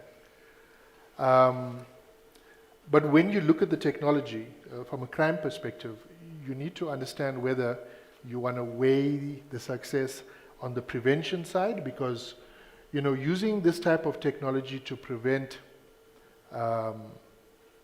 there's many successes to it, and I'll talk to you about it now. And then using the technology in order to investigate, which is after the crime has taken place. Equally, there are many stories there. So let me tell you about prevention. These models, how many of you know what a mule account is? Right? All should know this. A mule account is an account that is, back in the day when my hair was black, the accounts were opened using fake information. They'd take your photograph and they would stick it on another piece of paper, and then they'd use this data to go and open an account, and this account would receive the proceeds of crime. So then we developed models to be able to detect. Yes, today the banks use AI to be able to detect fake documentation that is presented as part of customer onboarding not just going and putting your fingers on the device to scan whether this is really who it is, right? So AI plays a massive role in customer onboarding and the ability to screen and detect falsified documentation, especially when you have so many foreign nationals in the country and there is no register or database to do any form of validation. So that's a massive prevention element there. But then on the mule accounts itself, because they get created, because some slip through the cracks, and remember that we now have a situation in South Africa where genuine people using genuine information are money mules. Our kids, all of them out of university, well, many of them out of university, no jobs. They're the perfect audience to become money mules. They are legitimate people with the right to be able to open a bank account. They give these accounts over to criminals. So the artificial intelligence, or the models that are now being generated, are designed to actually identify those money mules. So that's a success story. It's not perfect. Banks don't sit and cross-pollinate the little tricks of the trade because each one of them has their own unique peculiarities about the data that they have, right? The second example of some success story is actually the examples that you were making about people selling off data, or people giving off your data to somebody else and then they are manipulating you. So in banks, and I speak about where these things really happen, you have insider threat programs. And these insider threat programs use models in order to predict an individual in their workforce that may be open or have a potential or a propensity to be able to get involved in some form of activity that is not consistent with the bank's policy. They do this through looking at multiple data points, and they then draw out a profile of an individual who may be posing such a threat. Or conversely, those very same models are used to identify individuals who actually have committed crimes in the organization. So certainly, these models are designed and exist today, are being used to protect your money inside the financial sector, whether it's to identify a threat actor or whether it is to deal with a money mule one way or the other. But I can tell you a whole number of other elements that or use cases that happen in order to take this capability and use it for some good to keep our system safer. We know, Simpiwe, in our sphere in cybersecurity that there's not a lot of skills to go around to protect our systems. You mentioned the banks now, Nishal, and private sector, government. Are there enough skills to go around in protecting our systems? Because we see a lot in our investigations, especially when we go in, there's a data breach, there's a cybersecurity breach. The organization would say, yes, there's one or two IT people, especially with smaller organizations. They would say there's one or two IT people, but those people are geared to make sure that the systems work in the organizations, and there's not a lot of cybersecurity specialists out there. What can we do about that? I actually have a very good question from Irma. Because of this ever-changing world with AI and cybersecurity, is it possible to introduce these skills, technology skills, in primary school level? Which is a very good question. Yeah, so when it comes to skill shortage around cybersecurity, it's a global phenomenon. It's not just South Africa that is experiencing this dearth of skills. So what AI has done is, it is, minimize some of the tasks that need to be done by humans. For instance, surfing through logs, doing first level analysis in a security operations center kind of move. So initially, when you needed 4 level 1 SOC analysts, now we can use 1 because most of the tasks are being automated and done by machine learning algorithms.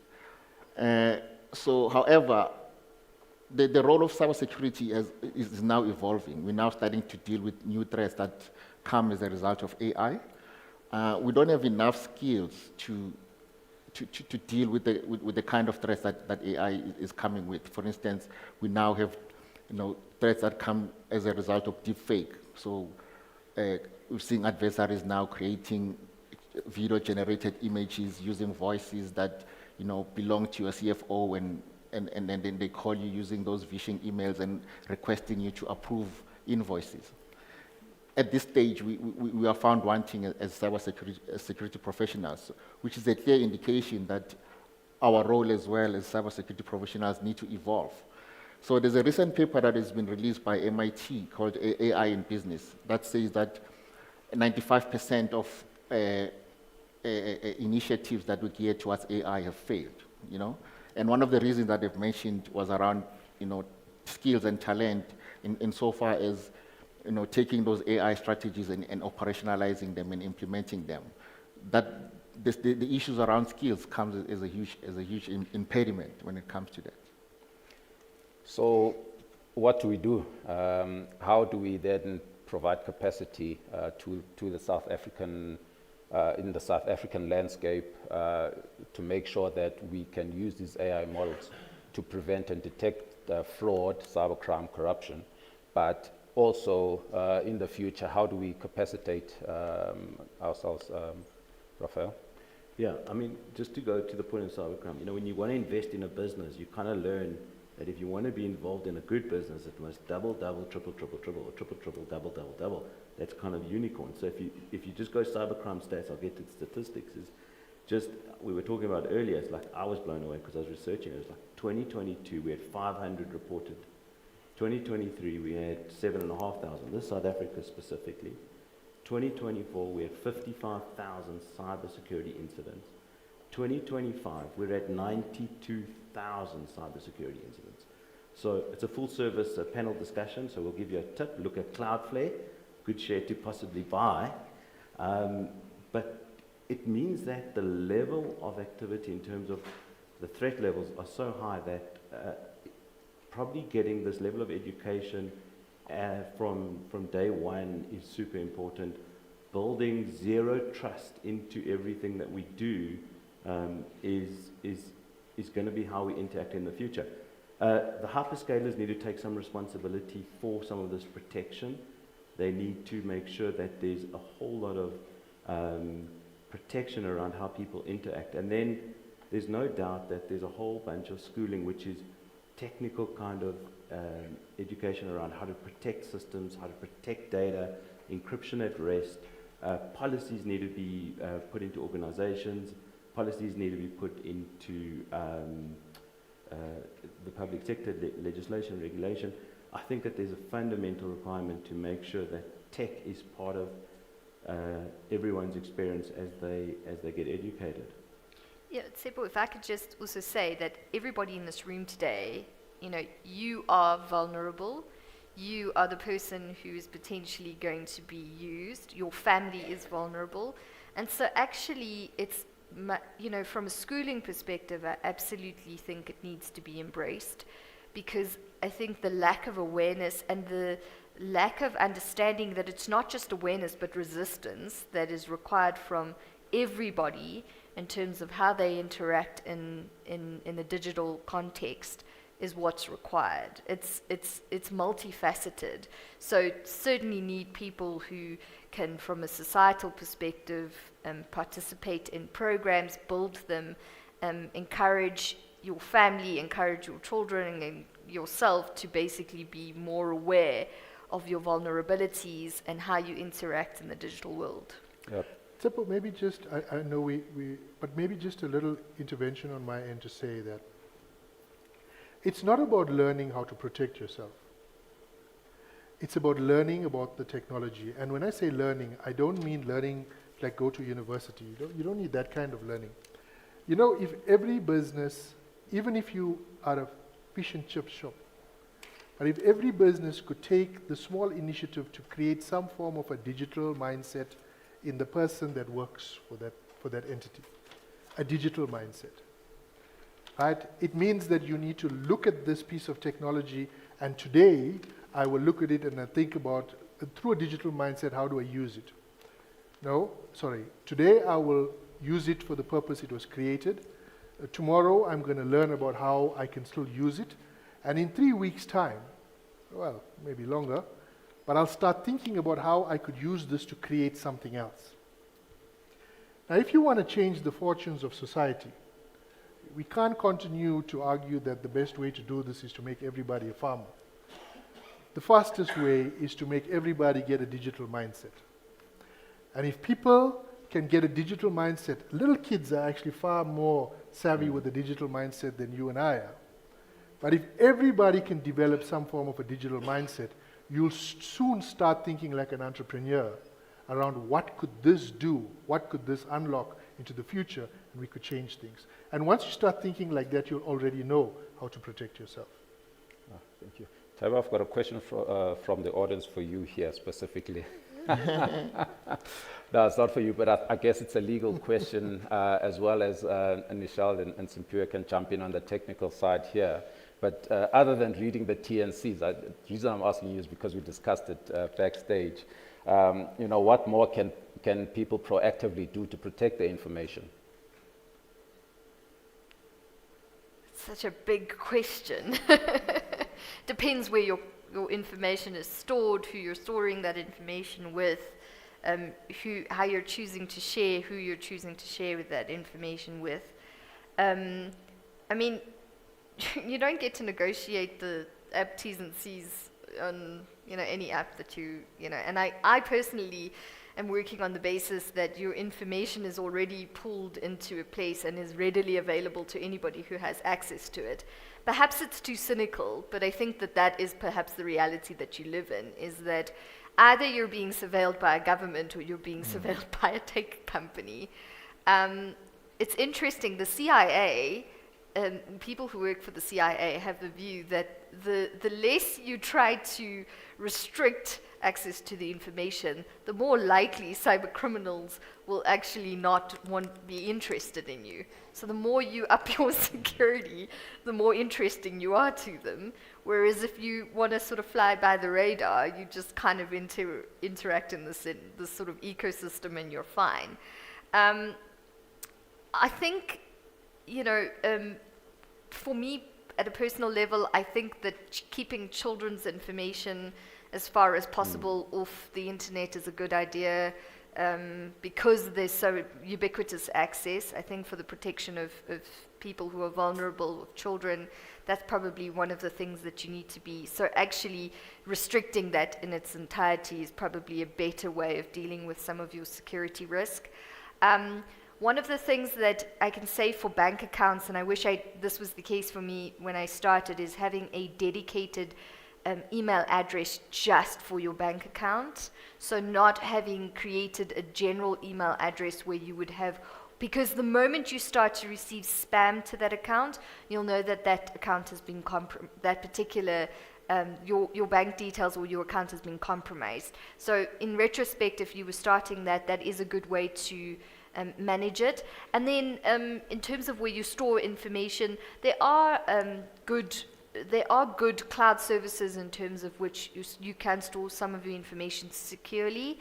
Passwords, two-factor authentication is probably very important organizationally.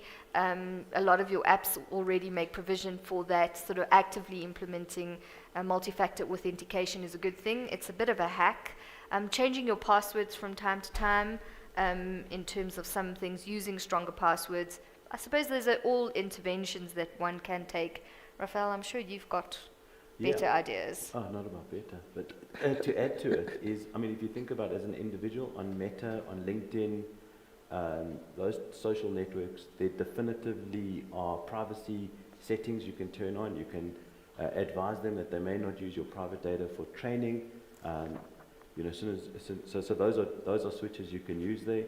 If you're going to ChatGPT, if you're using Chat, Grok, any of that data for free, understand it's available. If you use Chat, if you then share that, it's now published. Google's picking it up, so that's completely exposed.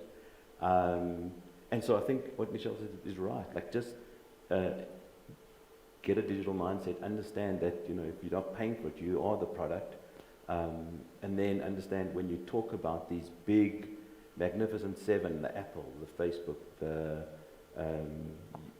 Google, they will give you options to privatize your data as a data subject. And then as organizations, it's look for organizations to work with that are ISO compliant, that are HIPAA compliant, that are PCI compliant, that encrypt data at rest, that data sitting on these hyperscalers, not some tier 2, tier 3 data provider.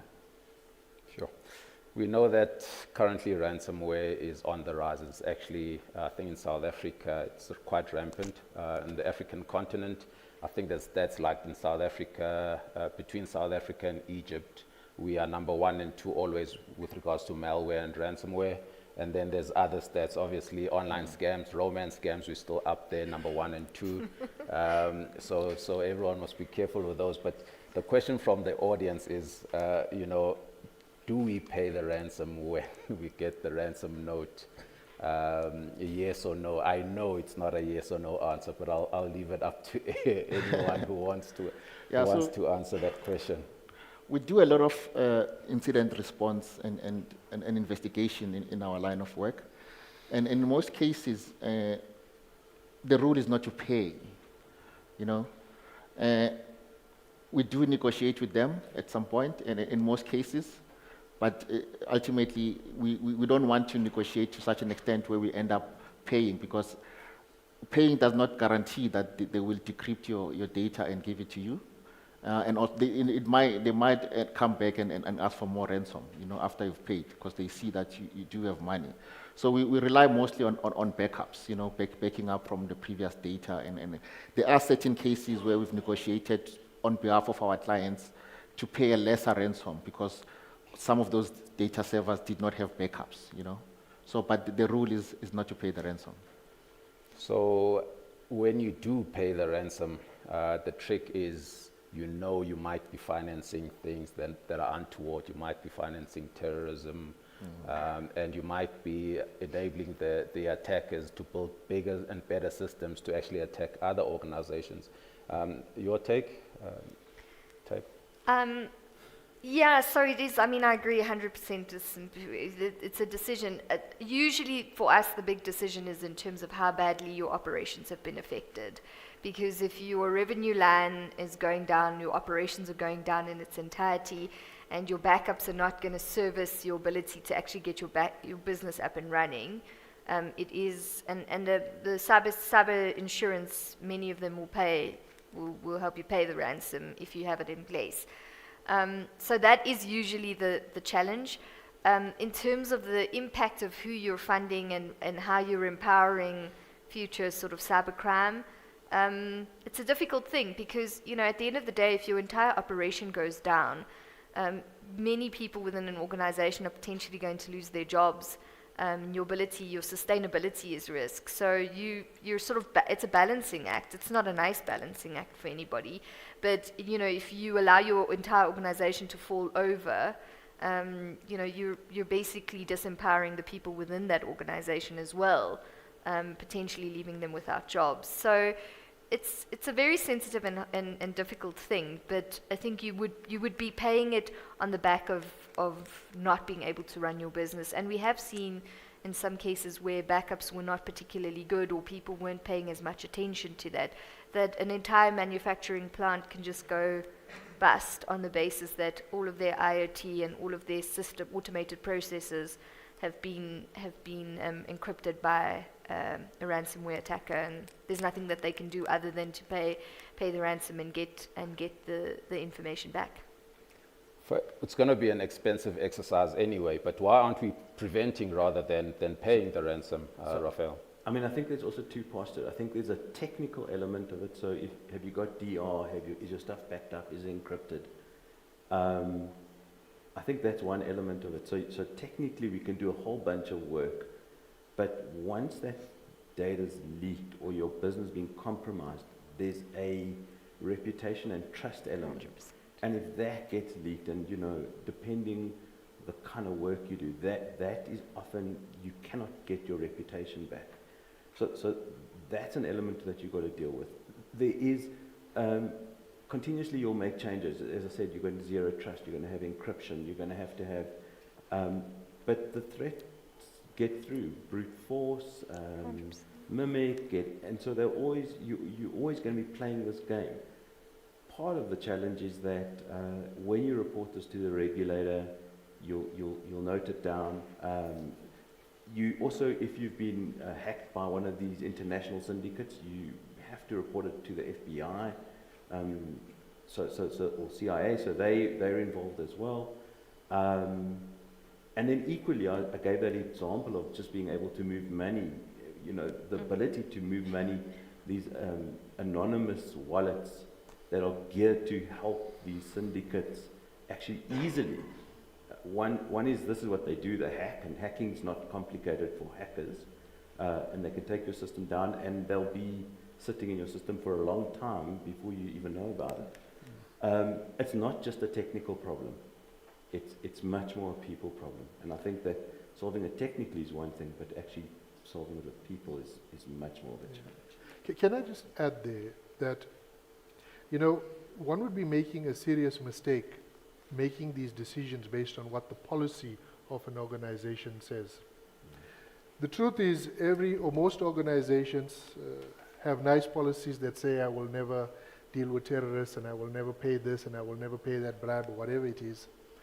But I'm going to tell you that when you are in that situation, and if it is your personnel that has been taken, or it is your systems, you look at things very differently.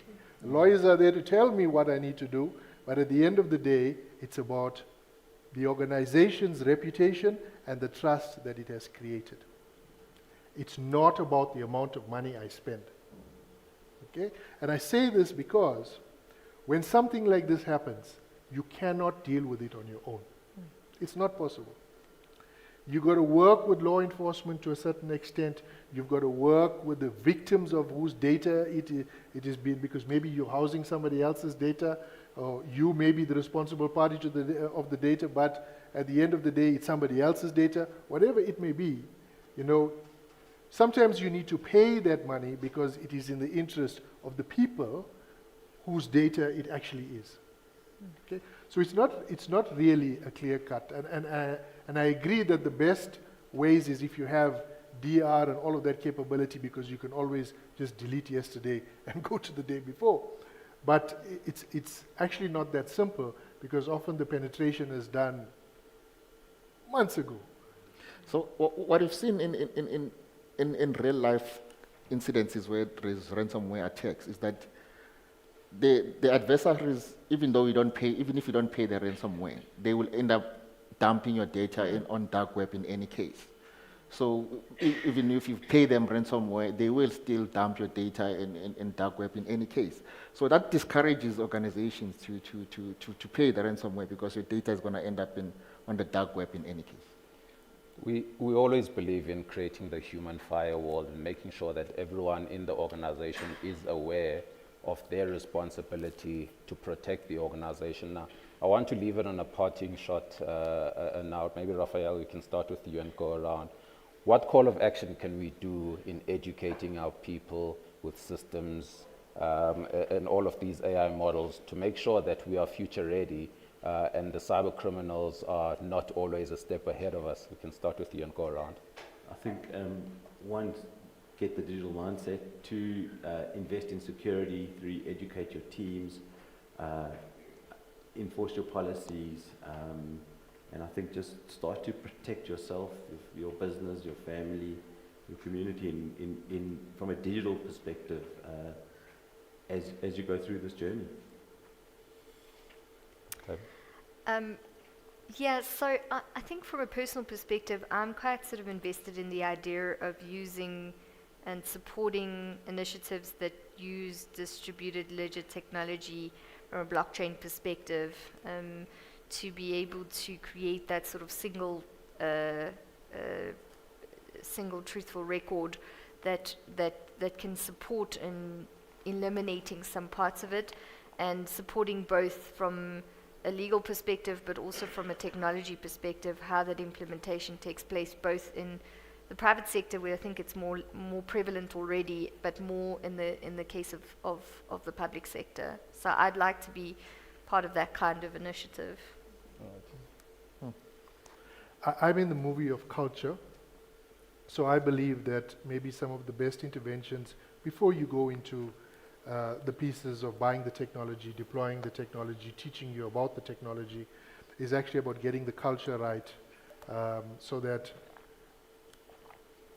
you get the foundations of the approach, the morality, the integrity, and the ethics behind it in place first, and then you get everything else that stacks up on top of that. So if more could be done around addressing this type of culture in the work environment, and build that culture through this issue of getting a digital mindset. If you want to deal with AI, deal with the humans first before you start dealing with all the fancy things. But I know that that's not what we must sell here. The point is that humans first. Simple. Well, for me, it goes beyond just creating that technology mindset amongst people and the culture. I think the government needs to do more than that. If you look at the current curriculum and the pedagogy at schools, it's not much more inclined to where the world is going, So we need to start teaching our kids at a very elementary stage things about large language models, neural networks, unsupervised machine learning, supervised machine learning, and all those stuff. That will prepare them for the world that we live in now. Because if you look at even the report that was released by MIT now, there's a huge shortage of skills, transforming or even implementing our AI strategies. Yes, we've got good AI strategies, we've got good use cases that end up in the pilot stage without even getting to production because we lack those skills. So we need to start building those skills at a very early age. That's my parting thought. Thank you. Thanks to my panelists. It was a very insightful discussions. I know we do have questions, but I believe all of the questions around skills, development, the use of AI models and TNCs have all been addressed. So thank you, everyone. Thank you so much to Tsepo and his team, a brilliant panel. We're going to invite you all, if you're keen, to sign our pledge. Before you leave the stage, you'll find the pen there next to the flowers. I think another round of applause to them. A brilliant job. I changed my password 4 times just sitting listening to this. I was so nervous. Every time one of them spoke, I just thought, that's it, I'm hacked. No one is getting into my Tinder profile. I'll tell you that for now. I won't accept it. The thing is, as you get older, you forget your passwords. Am I right? I remember, my long-term memory works brilliantly. I can remember Green Lantern's Oath, which I learned in Standard 2. In brightest day, in darkest night, no evil shall escape my sight. Let those who worship evil's might beware his power, Green Lantern's light. That is clear in my mind, but I cannot remember my F&B bank password. And I created it yesterday. My short-term memory is so bad, I asked a friend the other day, who do you prefer as an actor, Al Pacino or Robert De Niro? And he said the latter. And I couldn't remember which order I had put them in. So that is a disappointment. Give them another round of applause as they leave the stage. You are now free. Grab some refreshments, and we will enjoy the piazza in the heat of the day and meet back here in 23 minutes and 14 seconds. Thank you.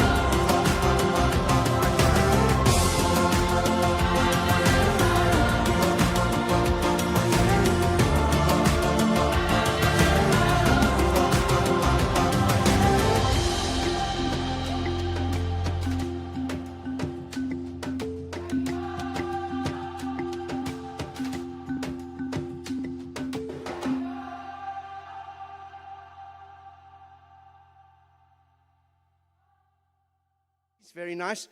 2 items were discovered, I think, left outside. A pair of spectacles and a diary with some notes in it. You probably want to keep this. If this is yours, we are taking it to the box office, the lost property, which is at the entrance here to the foyer. You can collect it afterwards. If anyone asks you if it's not yours and they want to know where it is, that's where it is. Very, very exciting. And on we go. Right, to kick off straight into our last session of this magnificent 3-day summit, we are delighted to welcome the Minister of Justice and Constitutional Development of South Africa. And Minister Mamoloko Kubayi she currently serves as co-chairperson of the Justice, Crime Prevention and Security Cluster. It was interesting, as I said, crime prevention, people just slip past me like that in a very powerful way. She's also a member of both the ANC's National Executive Committee and the National Working Committee, previously chairing the ANC's Economic Transformation Subcommittee. Minister Kubayi has held several ministerial portfolios, including tourism, science and technology, communications, energy and human settlements, and she has also acted as Minister of Health during those very strange COVID-19 times. But she began her career in community development and in the financial sector with roles at First National Bank and Nedbank before transitioning to the public sector. We are delighted that she is here. Please give a warm welcome to Minister Kubayi.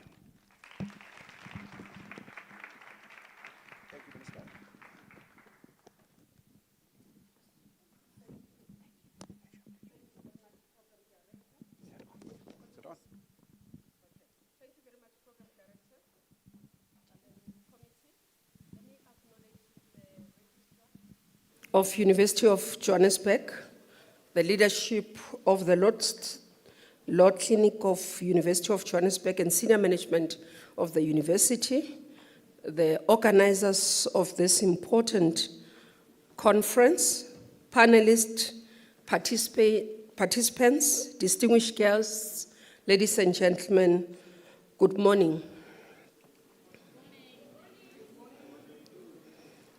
I'm very pleased to join you this morning in a summit that deals with this very important matter or issue that we have to tackle both as a country and globally, and that's dealing with corruption and how to combat it. I was intrigued and inspired about the discussions you held on the first day, which I was able to follow on the protection of whistleblowers in our country and what are the global trends. I can say largely we share some of the comments and views expressed during that discussion.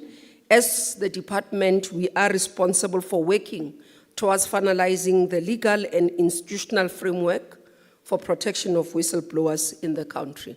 There's been an outcry that we are not doing enough, or we need to do sufficient in terms of this, and I can assure you that this is work that is taking priority in my portfolio. Combating corruption in our country is a task that requires all societal stakeholders to get involved. It is true that corruption exists in our countries and in the globe, both in terms of developed and developing world, in the public and private sectors, as well as in NGOs and charitable organizations. However, it occurs in varying degrees in different countries, and its impact is different. In low-income or developing countries, corruption, if not combated, can have a very devastating impact. Public money stolen is public service delayed or denied. Money stolen from the public coffers can mean that children are left to die of preventable diseases. It can mean that communities can be disseminated by natural disasters that otherwise could have been avoided if funds are available to protect communities and to respond to the disasters. As I always say, even in my team, and engaging all those who have a responsibility within the JCPS cluster, is that corruption is not a victimless crime. It does have victims. It is for this reason that all of us as a society have a responsibility to stand and say no to corruption. We have to stand firm and help strengthen our institutions that are fighting corruption, so that a strong message is communicated that corruption in our midst will not be tolerated. Just like a disease, corruption needs a proper diagnosis for us to be able to prevent and combat it. We need to understand its driving factors, complex as they are, so that the strategies that we put in place are fit for purpose. We need to know which among the types of corruption that include bribery, extortion, fraud, embezzlement, nepotism, cronyism, appropriation of public assets and property for private use, and influence peddling are prevalent in our country, and why? What are socio-economic and political conditions that give rise to this type of corruption? According to the World Bank, corruption takes many forms. It can impact service delivery, such as when officials require bribes to provide routine services. Corruption may unfairly determine who is awarded government contracts, with awards favoring friends, relatives, or business associates of government officials. Corruption may also take the form of state capture, distorting how institutions operate and who controls them, with this type of corruption often having the highest economic impact. When corruption has taken root in a country's service, including public service, costs more than the market price. Corruption distorts the functioning of the market in that it can discourage producers of goods and services from producing, thereby affecting the overall performance of a country's economy. This is because corruption undermines business confidence and displaces productive capital with rent seekers whose stock in trade is political and corruption network. In most cases, if not all, there is an inverse relationship between corruptions and levels of investment, meaning where there is high levels of corruption, the level of investment are low. In the long run, a vicious cycle is created in which low levels of investment and low economic growth lead to high levels of corruption and vice versa. We in South Africa witnessed state capture taking root, and today we are still living with the consequences, and we are likely to do so for the foreseeable future. In June 2022, the Zondo Commission published its fifth and final report. This comprehensive report detailed the finding of the inquiry into state capture in South Africa, providing strong evidence and insights into how it was organized by public and private sector leaders. The report outlines how systematic corruption involving hidden networks of public and private sector repurpose state institutions for their own personal and political benefit. To effect the capture, state institutions, especially state-owned enterprises, were capacitated with unscrupulous individuals whose purpose was to accelerate the collapse of corporate governance. Once the governance was compromised, the purging of skilled professionals with ethics and integrity was usually the first priority. What followed was the unmitigated collapse of systems, which would then facilitate the creation of a corrupt procurement network that in the long run either bankrupted or increased the debt liability of these institutions.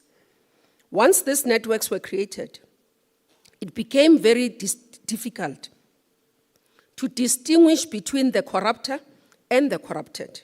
In such a case, a sophisticated system of siphoning out public resources were created, making it very difficult to detect corrupt activities. For example, once arrangements are made, a proper tendering and contracting process can be followed, but at the outset, the outcome of the process would be known. To detect this kind of corruption would require the unraveling of the conspiracy without which the corruption will remain hidden. Ladies and gentlemen, all these developments mean that preventing and combating corruption has become a very complex exercise. Our experience in South Africa with the large-scale corruption taught us that corruption, regardless of its complexity, has enablers. Fundamentally, for corruption to happen, it requires the corruptor and the corrupted. For efficiency and effectiveness, the anti-corruption mechanisms we devise to prevent and combat corruption have to focus on all these aspects I'm reflecting to. Today, and if kept sooner, we may be living through the second phase, if not kept sooner. We may be living through the second phase of state capture. The second phase is characterized by a system in which dangerous gangs are now targeting and taking over control of municipalities. Through intimidation, threats, and violence, they take over the decision-making process in the municipality and redirect all procurement towards companies that hardly deliver services. The effect of poor performance of municipalities because of poor governance and instability is such that it has attracted opportunistic gangs that are not large enough to attempt capture at a national level, but are violent and armed enough to target municipalities. This we see, especially in municipalities, it becomes a trend as we analyze in municipalities where it's coalition government, where every day they can wake up and vote out a mayor. Because that system is vulnerable, a small party can be approached, or a party bigger can be approached. If they refuse, the gangs then pay the other, and therefore a vote of no confidence is done the following day. The mayor and the executive is out, and those that are put in are led to be in control by the gangs. These are some of the difficulties that we are seeing and some of the trends that we are analyzing and that we are dealing with. Major part you would have seen even in the news recently, some of the municipalities in the Northwest province. The effect of poor performance of municipalities because of poor governance and instability is such that these people take over and run it. But when they do that, it then means that service delivery doesn't happen. This is a phenomenon we need to nip in the bud. Otherwise, our municipalities will fall in the hands of criminal gangs that will devour our communities. And that's why some of the interventions that the JCPS is trying to do in those provinces. Whereas the first phase of state capture was top-down, the second phase seems to be taking root from the bottom at the lower level. Our government has taken heed of warnings sounded by the Zondo Commission, and we are in the process of implementing the recommendations of the Commission and also putting structures in place to do so.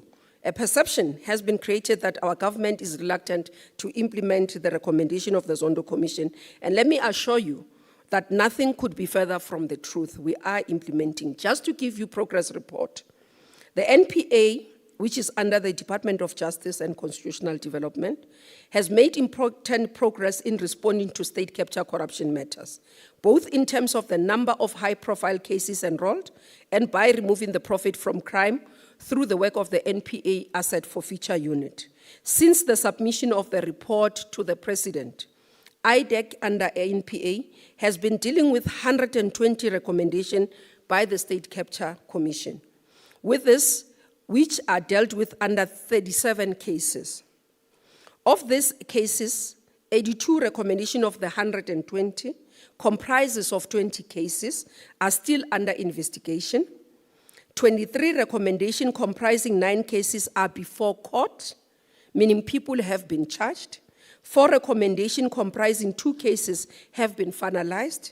11 recommendations comprising 5 cases are under consideration for authorization. This is where the DPP has to authorize for them to be enrolled. While IDEC decided not to prosecute 1 case involving 1 recommendation because it didn't feel that the experience is that it's not a criminal matter. The Investigative Directorate Against Corruption is also dealing with state capture-related matters where there were no specific recommendation. So what the team has done, they took the report from the Chief Justice and looked at it, went and started looking at the 120 recommendation. But reading through the report, they then realized that there are others that can be derived as cases where there were no recommendation. These are 57 cases out of those. 28 cases of those are before court. 23 are under investigation, and 6 are being under authorization. In terms of the state capture, the Asset Forfeiture Unit, this is where we go and say a project was supposed to be at this level of amount, and therefore more money was being done. So under just on state capture since 2020, NPA under Asset Forfeiture Unit has been able to recover 3.9 billion of stolen assets, stolen money in terms of assets. This is where you see, if it's a case where there's investigation, then we say these are assets out of illicit proceeds of crime. We go and get that. We auction the properties, we auction the cars.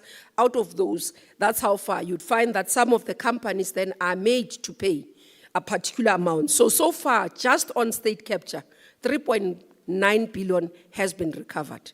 Now, others are saying to us,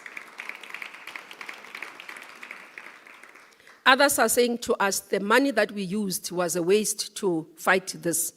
I do believe that it was worth it. Yes, it was too much, but we've already surpassed. Those who are doing business will tell you, your input versus your output so far, we've been able to make profit if we are to talk about profit margins. It's 2.9 additional to 1 billion that we've spent. But on top of that as well, we also are still continuing and will continue to have a lot of money coming. Just to give you again, since 2020, as well looking at the state capture report, because you have various institutions that are working, and I'm talking about just on investigation and all that. I'm not going in terms of disciplinary cases, in terms of people who've been dismissed. Just on special investigating unit, which has successfully recovered more than 10.6 billion, significantly aided by its effort in handling. Again, this is on COVID-19 related cases as well, where we've been able to say, this is not supposed to have been wasted. We've as well sold assets and recovered. And those, again, in SIU, maybe just to explain the work that SIU do. SIU as well go in terms of going to the court to stop contracts so that we don't lose money. So it's not only about recovery, but prevention of loss of money in terms of the money that is meant for the state. So we have established out of the process that has been required out of the Zondo Commission and learning, we've established IDEC as an institution. This is after the investigations. Number two, in terms of supporting the SIU work, we've established what we call special tribunal. This is a fast-track process to be able to stop projects, to be able to get money. You'd have seen recently, they've indicated the extended work that they are doing to go and get money out of digital vibes. They've extended the work in terms of what they are doing. You'd have seen assets of a chairperson of the lottery board that have been actually sold and money has been recovered. This is the first case that has been done in terms of fighting corruption in the country, but particularly that relates to a funding of NGOs.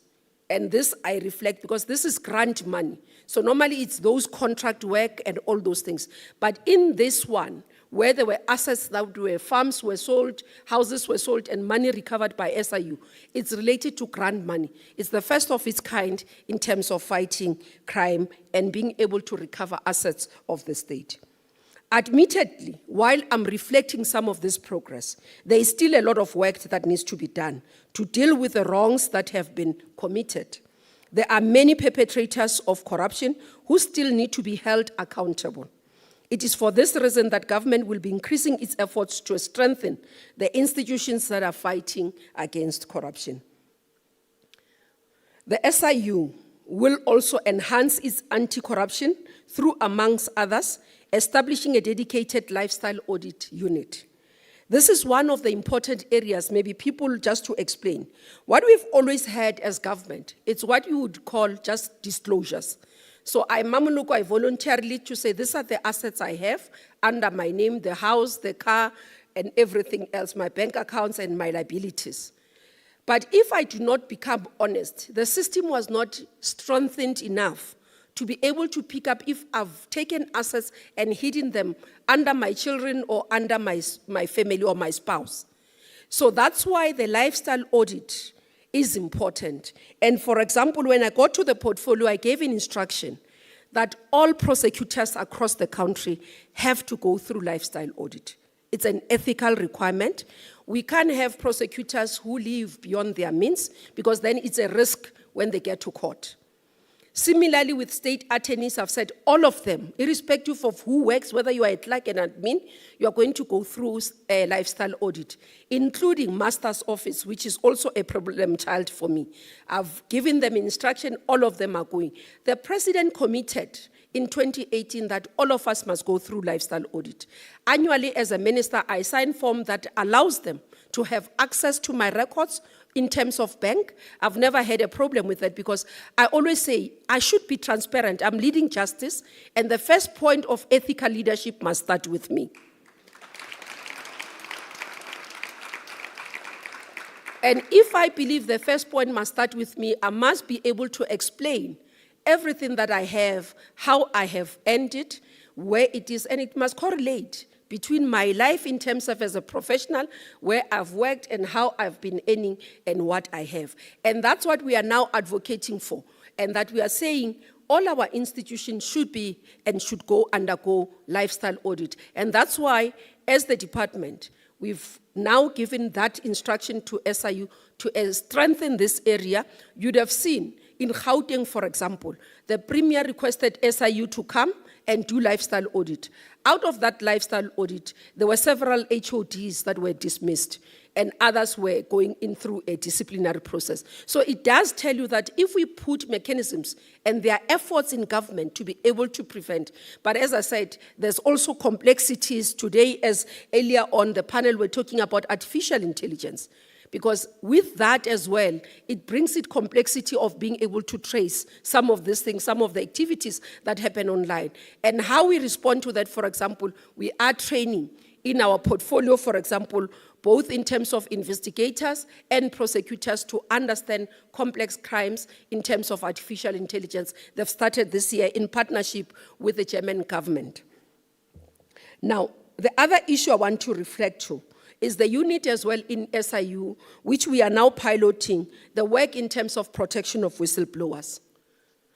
This is an area that over time South Africans have raised as a concern, that we need to be able to actually try and increase our level of support. We currently have Witness Protection Unit. Now, Witness Protection Unit works when a case is registered in a court, and there's a witness that we fear that might be terminated or extinguished, removed before they testify. This is for any case. Now, the challenge of that is that sometimes people refuse. You can't force them to enter witness protection.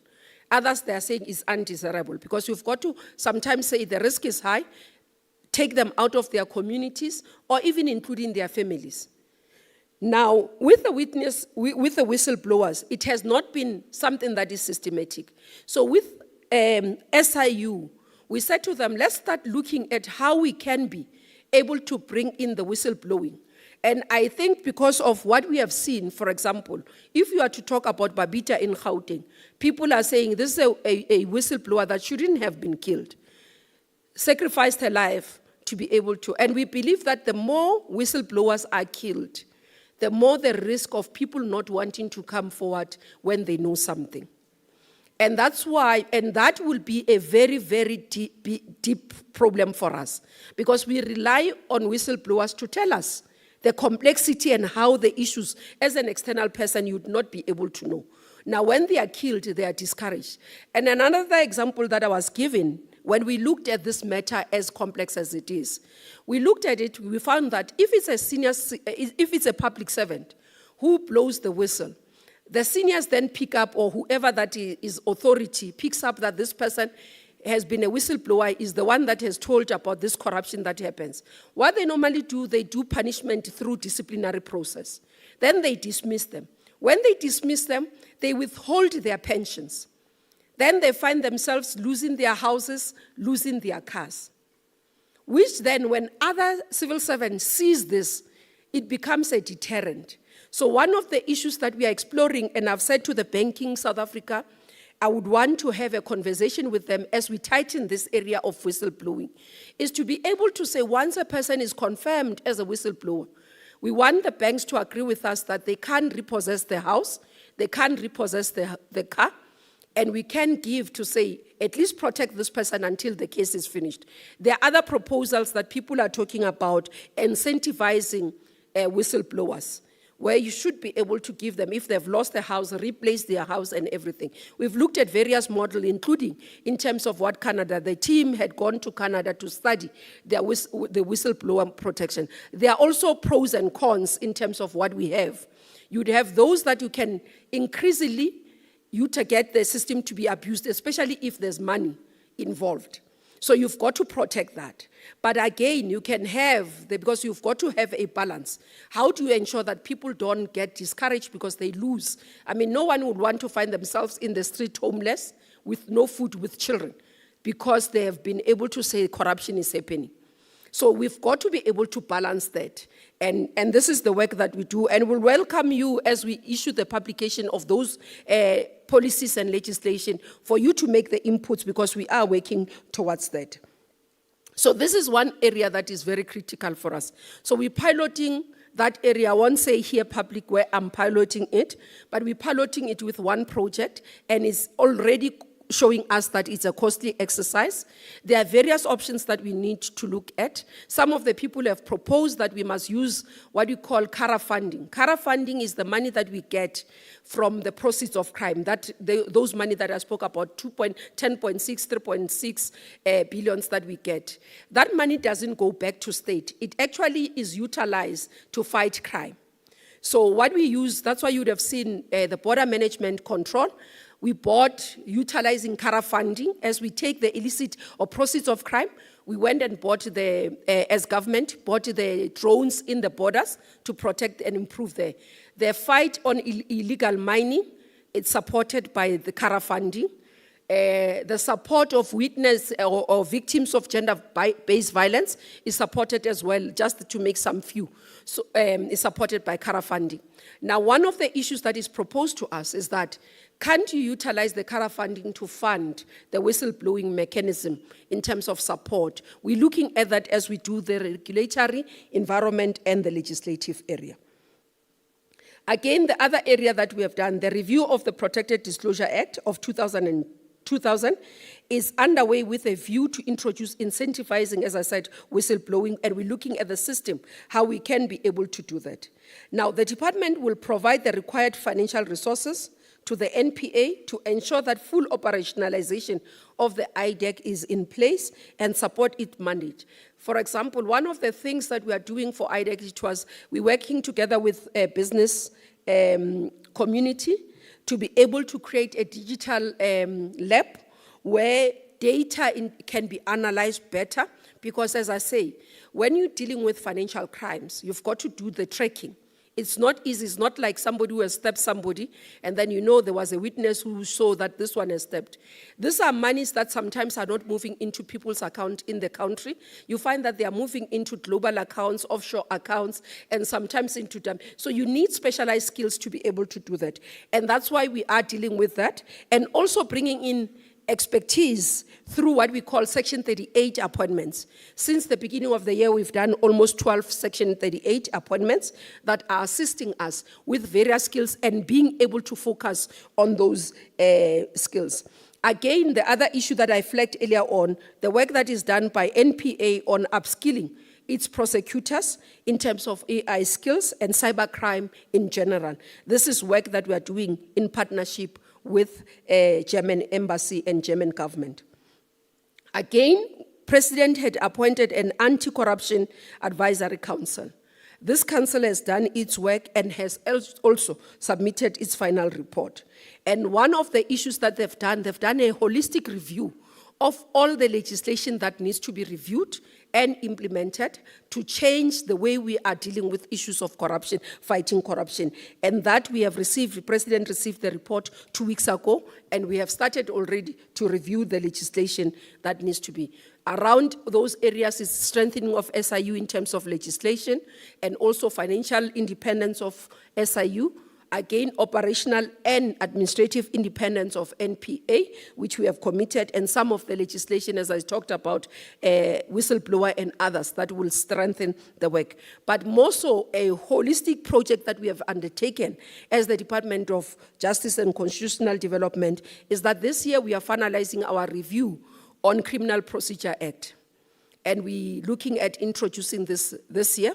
This will review all the process in terms of the bail conditions, in terms of the classification of crimes, because we've now understood that the crimes we're prosecuting prior to 1994 and what we are dealing with today are two different, and that will be another tool that is enabling in terms of legislation. As I conclude, Program Director, let me quote the words of Tata Madiba, who in his opening address at the Business Initiative Against Corruption and Crime in 1995 said the following: "Democracy has taken root in our country and in our region, and with it have come peace and political stability. But all this will be little more than the shifting sands of the illusion if we do not take decisive measures to strengthen the moral fiber of our nation," quote unquote.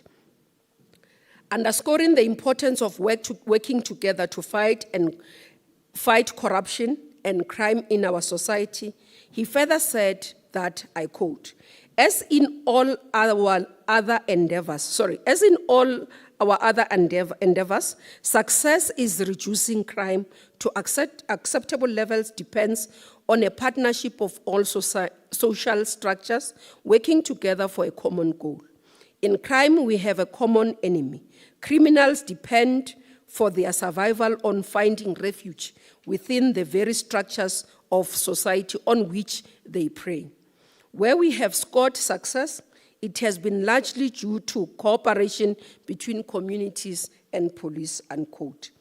After more than 30 years, we can say with more certainty that democracy has taken root, but we have not been able to strengthen the moral fiber of our nation. I think that it is part of what should be discussing and we should be able to focus on. What is it that we are going to do as a country to strengthen the moral fiber in our country so that social ills such as crime and corruption can be reduced? Added to that is the question, what is it that we are going to do together to prevent another state capture or state capture the repeat? We need to work together. We need to be men and women in our society with high ethical and moral standing. We need to be able to call on all leaders to be transparent and accountable in their decision-making and also in their responsibility, because all of us have a role to play, not only as leaders, not only as people who are in the JCPS cluster or security cluster, but all of us, because it is our neighbors, it is our children, it is our brothers that are committing these crimes. And sometimes they are hidden in our households, protected away from being able to face the might of the justice. Now we've got to work together and say, it stops here, it ends here. We have to partner and fight crime and corruption in our country. Let us join hands and work together to prevent and combat crime and corruption in our country. And I wish you well, and I think this has been quite a fantastic conference. Thank you very much. Thank you, Minister. If we can ask you to go and take a picture, we're going to ask you to stand on the center of the carpet there. And then when you've done with that, we will ask you also to sign our pledge. You're going to be joined by General Counsel in a moment. Here we go. Some photographs taken.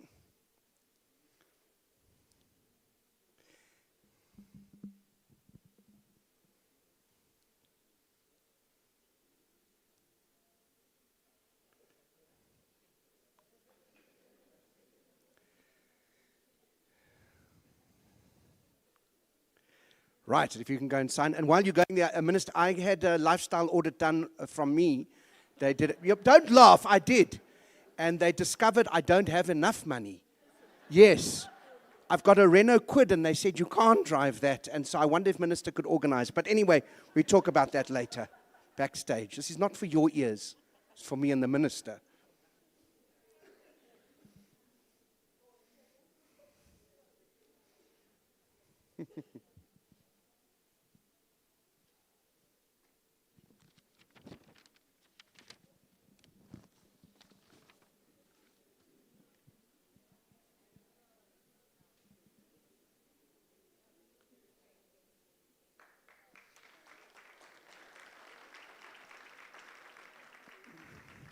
Brilliant. Thank you very much, and thank you for your address. We are grateful, and General Counsel's taking the prize back. That's weird. I don't understand. Oh, he's just handing it over. Can't trust General Counsel. He's a tricky one. A big round of applause. Thank you very much. Well, if you can believe it, we've come to our last panel discussion of the summit, but always the last for best. And so we'd like to welcome our moderator, Tendai Jangara, if she could join us on stage, and a delight to have you here. And behind you, all of the panelists. Now, before you go and sit down, can we ask you to sign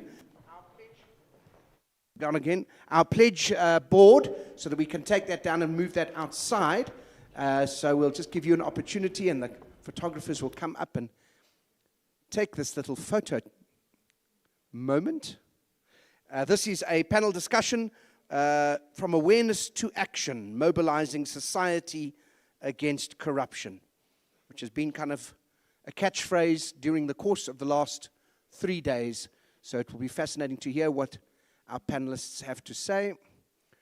We'll give them another moment here. While they're doing that, I can tell you that I had an experience earlier this morning calling a call center. That's always a tricky moment in terms of misunderstanding, especially when they ask for your cell number. And the person I was speaking to, I said, she said, "Have you got a cell number?" I said, "It's 072. And then I waited, because I always like to give 3 digits and then they can repeat. But she did not repeat. So I repeated 072, and then I said 241 or 1212. And then she said 1212. And I said, "Yes, but 072. And then she said 1212072. And I said, "No, 1072. And so she went 1072. And I said, "Let's start again." I said 072, and then there was another pause. And then I said 12, and then she said 2121. And I said, "That's close enough." And then I said 193 over 147. And she said, "Is that your number?" I said, "No, that's my blood pressure." So we didn't talk anymore. Oh, look, you're ready. There we go. Take it away.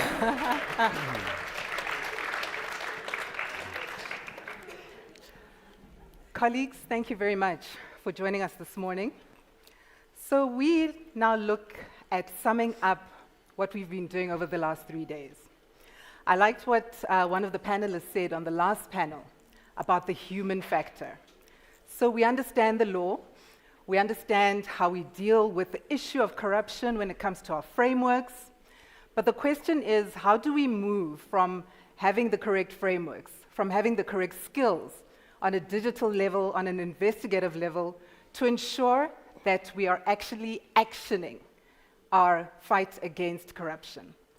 So our esteemed panel today is made up of colleagues who are highly skilled and experts in their areas. I have the pleasure of introducing them shortly. But as we look at our panel and we understand what they're saying, we're looking at it not just from the skill level and what they have when it comes to expertise. We want to translate that to the human factor, and ultimately how we ensure that we build the momentum that we can carry on fighting the good fight against corruption. So to start off, I have the pleasure of introducing Chad Thomas. Many of you would have seen Chad on TV reporting about interesting cases that he investigates and that he sees through to prosecution. Now that is action. It's taking it from understanding what corruption is to ensuring that we have a final action that comes. We see justice at the end of the process. So Chad is a seasoned forensic and security expert with more than 3 decades in the industry. He deals with intelligence, law enforcement, and financial crime investigations. He's the founder and CEO of IRS Forensic Investigations, and he deals in high-value financial crimes. He has a myriad of qualifications, and most importantly, through his work, he has received multiple awards for the bravery that he's shown in ensuring that he sees the matters that he deals with to finalization. And dealing on a public stage, Chad, you can attest to, is dangerous. We live in a society where, unfortunately for us, respect for whistleblowers, respect for witnesses is something that's very low. It's something that we're aware of in terms of consequences. So it is a pleasure to have you, Chad. We look forward to hearing about your experiences just dealing in your capacity as an investigator, but also how you see society dealing with the issues that we have. Thank you for joining us this morning. The next person I'm going to introduce is Jamie Moodley. Jamie is a governance, risk, and compliance expert, building on her background as a lawyer. Jamie has had experience in corporate and has translated her skill and understanding of the law into the practicalities of how we proactively manage the risks that we find when it comes to governance. So we look forward to hearing from Jamie, just based on her experience in corporate, in dealing with high levels of leadership, where we often find challenges. You know, we expect to have our leaders be the ones who lead us when it comes to ensuring that we set the right tone for corruption. Unfortunately, that's not always the case. So we want to hear from Jamie today about how we ensure that from the tone at the top, we're getting the right message filtering all the way through our organizations. Thank you, Jamie. Next, we introduce Dorothy Mushi. Many of you would have followed her story as a forensic investigator who worked at Eskom and whose life was threatened based on what she found when it came to corruption and malfeasance. We sit with someone who's experienced the work of a forensic investigator, but has also had to contend with the challenges that come with doing that work and facing threats to her own life. We sit with someone who's going to tell us what it means from the human perspective, not only with dealing with the matters, but fearing for yourself as a daughter, as a member of a family, as someone who wants to be good and do good through their career. So it's going to be good to hear from you, Dorothy, about the experience you went through and where you find yourself now, and what gives you the bravery to sit on a public platform after everything you've experienced. Thank you very much for joining us. And then we're very, very privileged to have someone who speaks from a community perspective. In South Africa, we know that our community, our nation, is made up not only from our professional experience, but we come from a rich cultural experience as well. So as part of our panel today, we are privileged to have Princess Nomfundo Zibi of the Amaklubi royal family. She will be speaking to us about the grassroots work that she does. She speaks to us as someone who's worked in corporate, a professional woman, but a woman who's translated her work to her community and on a day-to-day basis deals with community. So we want to understand how the message of anti-corruption filters down past the corporates, because I think very often we talk at a corporate level. We talk about how we have the right policies, we have the right laws in place. But what does it mean when we go to the grassroots level? Is the message filtering?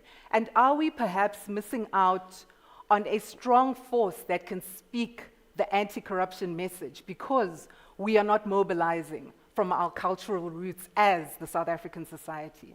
So Princess Nomfundo, we look forward to hearing from you, just based on your experience and what we can take forward when it comes to really building this message and ensuring that it's covering every aspect of the South African community. So colleagues, we'll start with the anti-corruption or the corruption landscape in South Africa. Over the last 2 days, we've heard about what's happening. Through the media, we know the major cases that are happening. We know that I think we're getting to a point now where we can see action happening. We know what's happening post the Babita Deokaran tragedy. There is hope. Still a tragedy for her family and the nation, but we see hope because we're seeing arrests starting to come. So Chad, I'm going to start with you. Are you seeing that we are actually moving forward?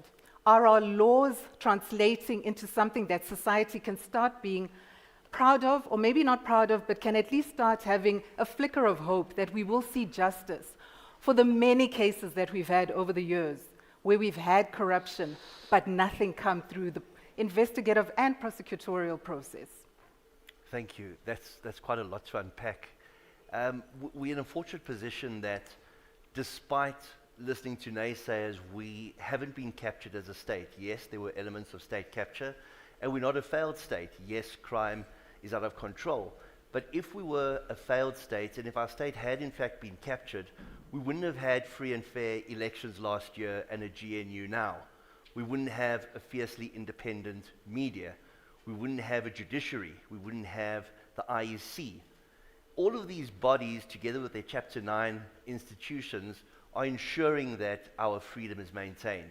In February this year, it was 35 years since F.W. de Klerk unbanned various political parties, and that led to CODESA and the 1994 elections. We've got a proud heritage, and we seem to forget about how far we've come as a country and how far we can still go. Geographically, we are positioned as one of the most important trade routes in the world, especially when one sees the problems in the Middle East. From a human capital perspective, despite massive unemployment, we've got so much human capital that we can rely on. We've got minerals, we've got communications, we've got infrastructure. But what we do have is a problem with corruption. Talking about a state that's free and able to talk means that on July 6th, General Counsel could stand up and he could openly call out people that he believes to be corrupt and perhaps bad actors that have impacted on our country. That was significant because for 25 years, since our police became politicized in 2000, when we had the very first political appointment of a police commissioner with no police experience, our police officers have battled. The Hawks, since their establishment, have never gone above 50% capacity. Imagine doubling the Hawks' capacity in terms of what they require, the differences we would have been able to make. But the Hawks are here to stay. There's not going to be a Scorpions 2.0. The Hawks are who we've got, and the Hawks are who we need to rely on.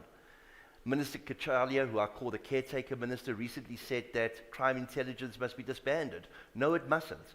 He's a caretaker. The last caretaker we had in a senior position was Kalema Mochlantle, and he disbanded the Scorpions. We can't disband something if it's not working. We have to fix it. And we're in a position right now with an abundance of laws and a lot of capable people within law enforcement that want to make a difference. Thank you.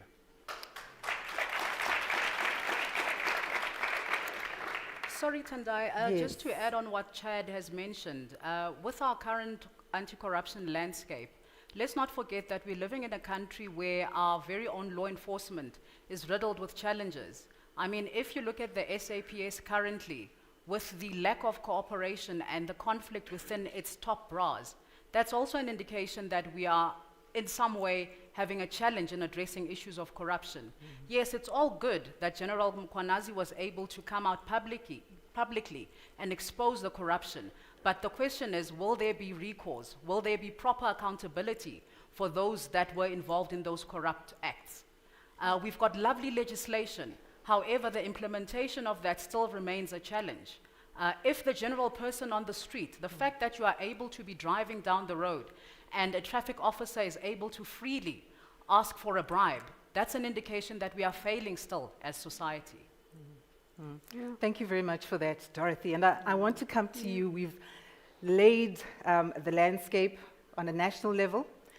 I want to come to your experience because you walked the road. You walked the road and had to deal with our law enforcement. You walked the road and had to deal with leadership.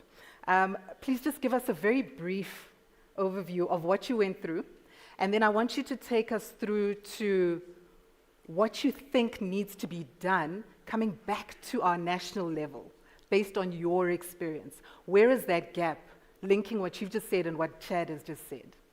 Okay. I don't know if many of you have heard about my incident. I'm going to be very brief. Basically, I was almost assassinated for doing my work at Eskom. I was leading a team of forensic auditors that were responsible for investigating fraud and corruption within the state utility. Now, what happened is I came across widespread corruption. I took a decision to say we are going to block suppliers that have been siphoning money from the state utility. And to be honest with you, this was at the height of load shedding. And I think as a patriot of the country, it's quite painful to go home every day and see people having to experience load shedding. And yet you know that one of the reasons is the deep-rooted corruption within the state utility. So me having been at a managerial level, I took a decision that I'm going to block these suppliers. I did get challenges in that people did not want me to block those suppliers. And as a result of blocking those suppliers, I ended up being victimized. I was unlawfully suspended from work without any reason. And it even went further because some of the law enforcement officials that were involved in investigating issues at Eskom had colluded with some of these suppliers. And I actually even got unlawfully arrested on false allegations of extortion. Now, for me, that shows that in society where you work hard, I'm a professional, a forensic investigator who took an oath to go and investigate issues of corruption in a state utility. And here I was being victimized for doing the right thing. As a professional, you never wake up and think that one day you will have no one support you for doing what is right. And unfortunately, I found myself right at the realm of all of this. At the time of all of this, I never received any support from the then CEO of Eskom, even after alerting him that there's been an attempted assassination on my life, even after alerting him that I've been unlawfully arrested on charges that I had absolutely nothing to do with. And it was quite disheartening. But for me, then it shows that our society there's a major gap in that people do not have heart to follow up on issues of corruption. It's just seen as a tick box. The fact that we've got law enforcement agencies is not enough. We need to look at the work that they do, the end results. Is people being put behind bars? I can make a simple example of your likes of Edwin Sodi, who's been fingered in a lot of corruption allegations. People of Hammanskraal died as a result of tender that was irregularly awarded where the work was not done. Why are such individuals not being held accountable? So for me, it shows that South Africa still has a major gap. Our politicians, and I want to also mention this, I'm glad we've got a minister in our midst today. During the time of all of this, there was no minister or anyone from a political party who gave a public statement to condemn my assassination. I received no support from the politicians, even though the work that I was doing was in the public interest. So we are, in as much as we'll hold summits like that, we will speak like this, we will speak about corruption initiatives, but there's many law enforcement officials also who suffer the same fate as me.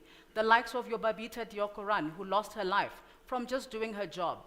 We recently had the gentleman from city of Ekurhuleni, Mpoma Fole, who also lost his life from doing similar work to what I was doing. We also had a gentleman from city of Joburg, Benedict Setole, who lost his life from being within the forensic space.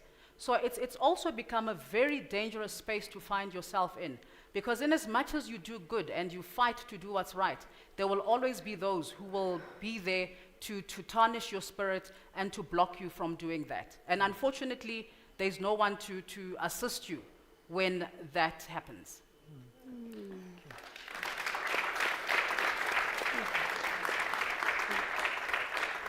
Thank you for sharing your experience, Dorothy. And we're going to come to the issue of accountability and how we take this forward, because our topic is about mobilizing and how we ensure that we have action.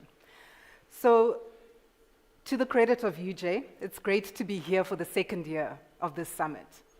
And this discussion has to continue. It's important for us to continue the discussion, because without hearing it over and over again, the message will die. It is good to have our colleagues sitting in the room. All of these panels and summits and the times that we have discussing are not wasted, because this is part of the action. The continuous voice is part of the action. And as we speak about this, very often we think that corruption is confined to our public sector. I think we get very excited because the matters that we hear in the media are usually public sector matters. When it comes to private sector, reputational risk and management are top of mind for the leaders in our corporate environments. So very often matters are swept under the carpet. We hear that a CEO has left for personal reasons. There's going to be a change of leadership, but we don't get to hear about the corruption that happens there. So Jamie, I want to bring you in here, highly experienced in our corporate environment. Can you just give us an overview of your understanding of our governance structures and whether we have enough in place? When we know that corruption happens, we know that malfeasance happens, but we don't hear about it. What is it that's going on, and are we hiding it? Thanks, Tendai. Thanks, everyone. Yes, I think we have sufficient governance structures, guys. We have boards in place. We have executive committees. We have risk and audit committees. We have external and internal auditors, risk advisors, compliance specialists, lawyers. I think, systematically we've put all of these things in place in the corporate sector, and it looks really good from the outside. And when you start within a corporation, you sort of see it and you see, yes, we've ticked all the boxes and we've got all of these structures in place, but then why do we see the failures continue to happen, the oversight, the gaps, the risks materializing at some point, and then you have the headlines of big corporations, big companies, doing business, bribing officials, within public sector. So we need to look a little bit deeper and try to understand the human failure here. The previous group talked about the systems and the technology, but I think we have to focus on the human element here, and that is, do we have the right people in charge? Are we affording power and giving power to the right people? Because my view is that we have good and we have evil. We have the good apples and we have the bad apples. And we need to decipher and understand, where are these bad apples and who are they? So that we can clean up our workforce and we can understand what we need to do to get a more ethical workforce. So unethical leadership for me is right at the top. Because it's stemming not just within private sector, but public sector, right from the top. The fish sort of rots from the head, and then it moves down. And we need to then look at our leadership and understand, are they capacitated? Do they have the integrity that we need to have people of ethics and high moral values to run this company and lead by example, right? And then, are we enforcing the policies? Are we enforcing the laws? Are we enforcing the decisions that are being made at the board level and at these audit and risk committee levels? Are we enforcing that in a fair, transparent way? Are we taking accountability for those decisions? Because essentially, what I found is that a lot of the time, we do not enforce our policies in the same consistent manner. Some are exposed to it and some are protected by it. And this is where the problem lies, because we have a systemic problem of unethical behavior, unethical leadership, and at this point we need to make a decision to change ethical mindsets and move our society into joining forces, collaborating, and collectively making a difference.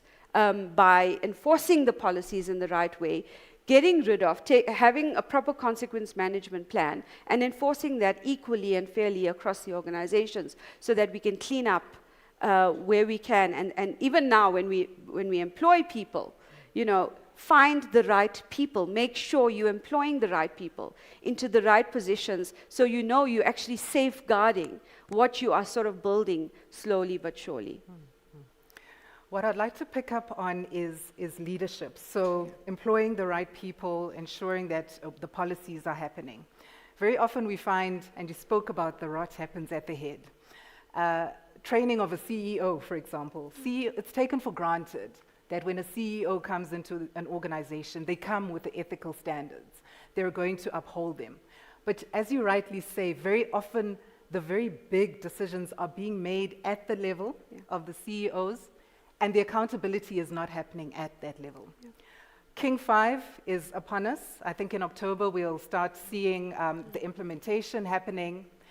Is there something that we need to put in place from a leadership perspective, and this is now at the head, where we are holding CEOs accountable? We have fora like this. You'll find that it's your legal people who will come. It's people sitting in compliance who will come. Your forensic people will come.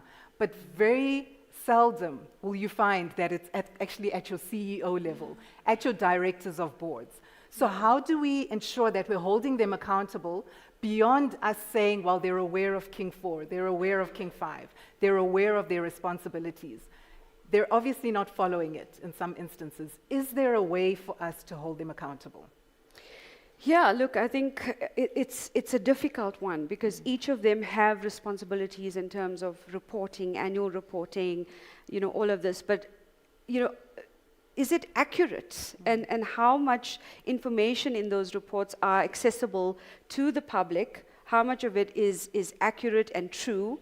Can we actually believe what we actually reading in those reports? Because ultimately the public, civil society, all business forums and organizations need to hold CEOs and boards to account, right? As well as ministers in those sectors. So if it's agricultural or whichever sector you find yourself in, those ministers would need to hold business to account, and the other way around. But that's actually not happening, because you'll find they are all in collusion, or they're all colluding together for self-gain. And because they're in such positions of power, they are able to make these decisions and not being held to account. So I think just more transparency in terms of reporting, more public reporting in terms of ethical dilemmas, understanding what are the types of fraud that's happening within that organization, what was done about it. All of these elements, yes, may be reported to social and ethics committees, but is it for public knowledge, and is it transparent enough for the world to see what are companies actually doing about it? Because often these companies are keeping this type of data and intel inside so that others will not know what's actually going on. And there's also a level of protection of those that are at a high level that you want to protect, and sort of give them a handshake and pay them out so that they can leave quietly and not talk about it. But these are the things that we need to empower employees at every level, from director to executive to management to every level of an organization, to empower them with ethics training, having them sign pledges and understand what their role is as an ethics and compliance ambassador for the organization, but on a wider public level as well, to your communities, to the people that you serve in your roles. So yeah, those are some of the things that come to mind when on how we can hold them more accountable. And the actions that can follow our discussion, because ultimately what we want from this is action. Yeah. We've been through 2.5 days, going on 2.5 days, we're on the third day, and really what we want to see is the actions that can follow, so that when we come, we will be here next year to follow up. We want to come back and say, post our discussions, this is what we've seen within our organizations, this is the progress we see within the public sector. So thank you for giving that comprehensive corporate view. If you'll allow me, Tendai, also to come in terms of ethical leadership. One of the reasons that some of these boards and CEOs and those at the top fail is because the manner in which they've been appointed is also questionable. Let's look at issues of vetting. A lot of organizations do not vet their executives. So you find that an executive has been involved in corruption in a certain state entity. They get given a handshake when they leave. And what do? They go to the next organization. So if there's proper vetting systems in place, then you will be sure that you are appointing ethical leadership.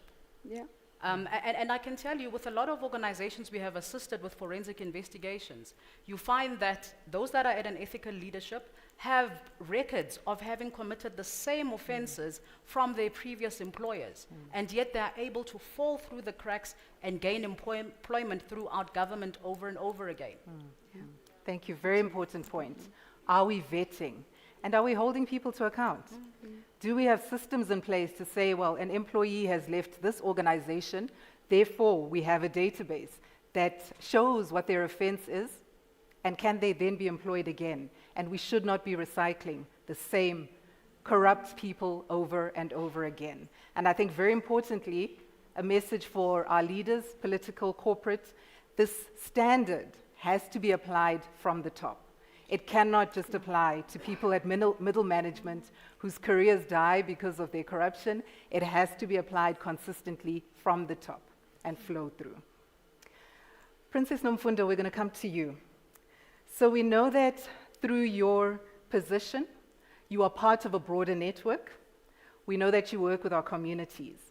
I think many people would not have heard about the work that you do, so please give us an overview of who you are, the community that you're part of with the network, and then the work that you do at a grassroots level, and then we'll come to the messaging of anti-corruption and whether it is flowing through to the grassroots levels. Not a problem. Good morning, everyone, and thank you, Tendai.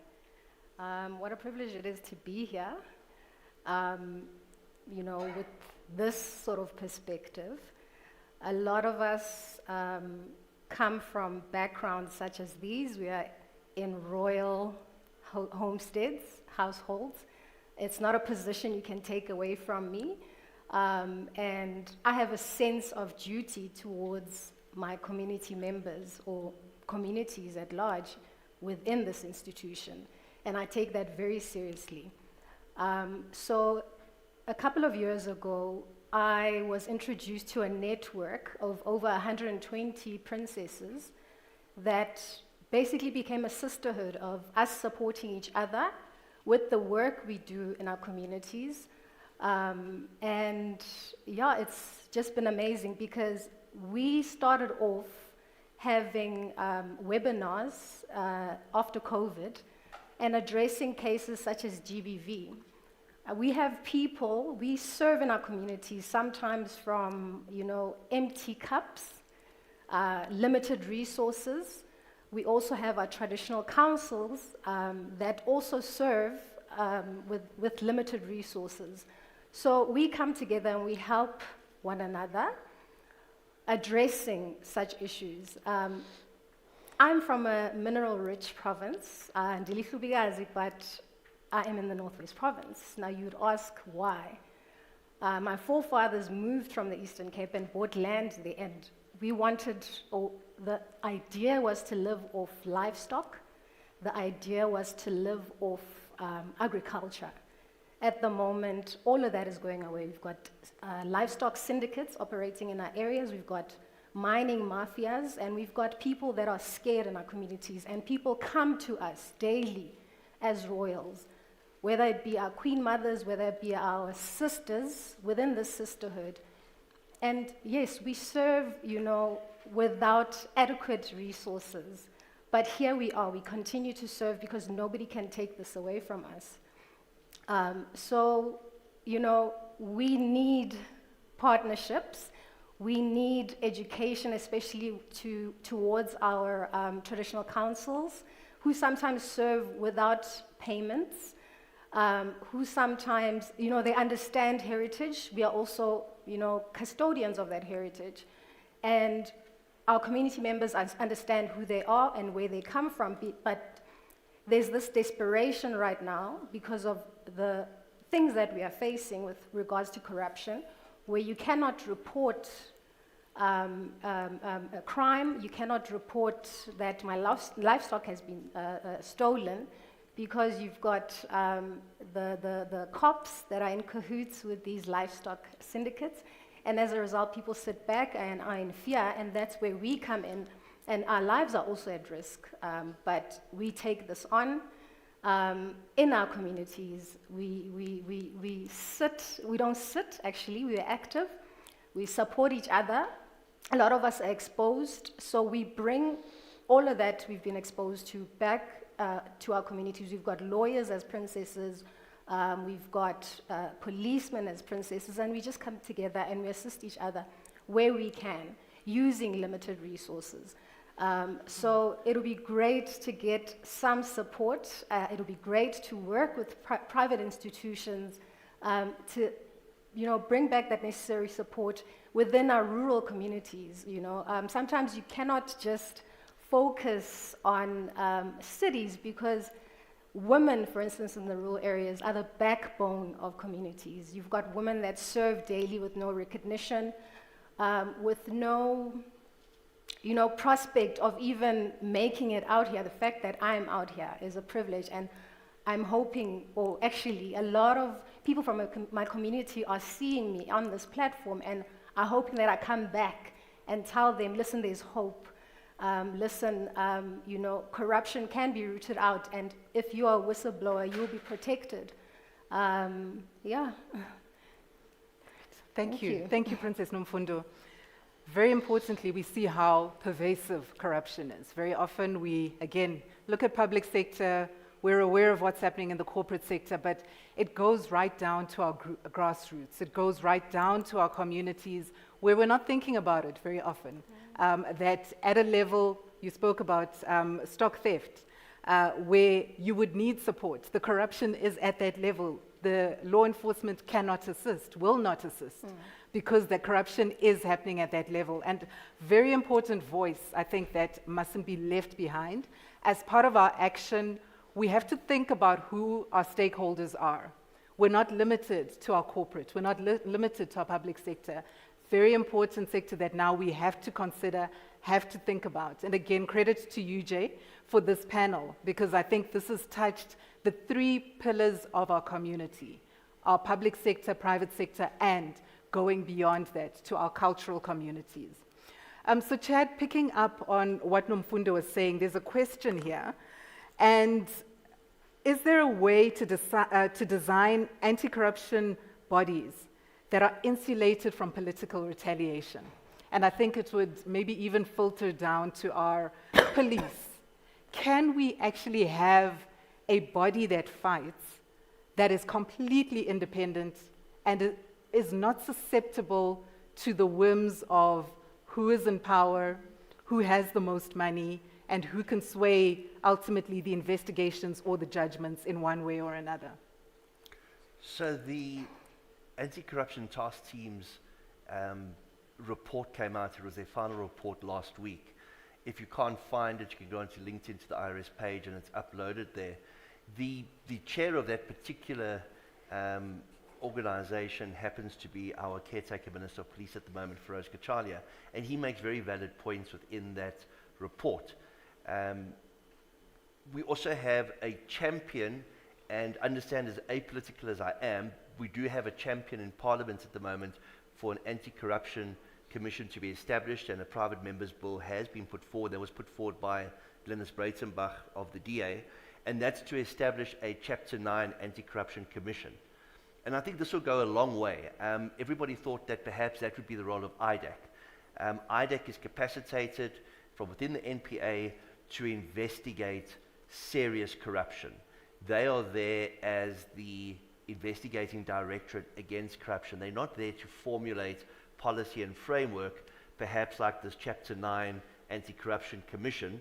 And I'm not sure whether it's going to be called the Anti-Corruption Commission, so let's just say for argument's sake it's called the Anti-Corruption Commission, but it's at an advanced stage. That report has been released. It is available for public perusal. You can find it online. Read it. It is a very interesting document. Understand that a private member's bill has gone through from green to white, and I believe that that bill is now going to be debated. And it will be a game changer having a Chapter 9 that has zero influence at the helm of looking at formulating the framework to try prevent corruption from happening going forward. Prevent corruption from happening. I think we sit in a position now where we're reacting. Our messages are going across. We have the right awareness campaigns. We know what we should be doing, but unfortunately there's still a gap. And I think that gap is a risk and reward gap. There's a great reward that people stand to benefit from, just going through these corrupt actions. And there is risk. I think everyone who engages in corruption knows that there is a risk of prosecution, but the reward outweighs the risk. Dorothy, from your experience, having perhaps confronted corruptors and corruptees, do you think the risk of prosecution is heavy enough to outweigh the reward? Because there is a financial reward at the end of it. And I think that's why we see corruption at the level that it is at. But can we outweigh the reward? Is it possible to outweigh the reward of corruption? I think in South Africa we're still far from outweighing the rewards of corruption. And you know, the crime of corruption is a very unique type of crime because it cannot be perpetuated in isolation. You need to have a corruptor and a corruptee. So I always refer to it as the dancing crime. And it has become quite lucrative for people to engage in corrupt activities. The fact that our tenderpreneurs are able to loot from state coffers without being prosecuted, that is in actual fact an attraction to up-and-coming entrepreneurs. If you look at the number of young people that have gone into the entrepreneurial space, because they know that the rewards are imminent, if you are able to bribe an official within a government department, you have a better chance of scoring a tender. That is indicative that the rewards are really greater and they keep on attracting individuals. So what needs to happen is there needs to be preventative ways and there needs to be proper recourse. And until a point where there is a collaborative effort of fighting fraud and corruption in South Africa, in terms of having law enforcement working together with the prosecutorial teams to prosecute these corruption cases, then we are fighting a losing battle. Because if you are able to prosecute them, you are definitely deterring future offenders. So in South Africa, we do not have proper deterrence mechanisms to deal with the scourge of corruption. And Chad, coming back to you on that. So we see you in and out of court. We see the matters, we see you at magistrates' court, we see you having to testify. Are we making a difference? Are we getting there? And how do we get there? What's going wrong when these cases get to court? Because we see them. We see, Dorothy gave us an example of a well-known businessman. We've seen him on the news going to court, appearing. But what's going wrong? What's that gap? So there's 2 points I'd like to make. The first point is we've seen a lot of energy from various law enforcement agencies, but mostly from the DPCI, the Hawks. Remember, the Hawks are only sitting at half their capacity. That means that their members are carrying more than double the amount of dockets that they should be carrying. They don't have as much capacity and resource as they should have, yet we've seen cases being enrolled. Prosecutors are not going to enroll a docket unless that docket has a prospect for a successful prosecution. If we had a silver bullet and we doubled the capacity within the Hawks overnight, IDAC was successful, and all the other law enforcement agencies, whether it's the Asset Forfeiture Unit or others, are successful, we're going to land up with a situation where we don't have enough prosecutors, courtrooms, court days, presiding officers, and where are we going to put all of these people that will hopefully be convicted?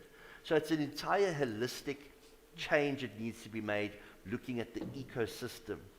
So understand, and I opened up earlier today by saying we're not a failed state. If we were a failed state, we wouldn't see these prosecutions taking place, we wouldn't see these high-profile cases that are in court. But there's a lot of challenges, not just from the actual law enforcement, but from the entire criminal justice cluster, looking specifically at the prosecutorial capacity as well. But on a completely different point, I just want to let you in on something I heard the other night from Jeff Wicks at the release of the Babita book in Killarney Mall. He said something that struck home, and it's something that I've never really thought about.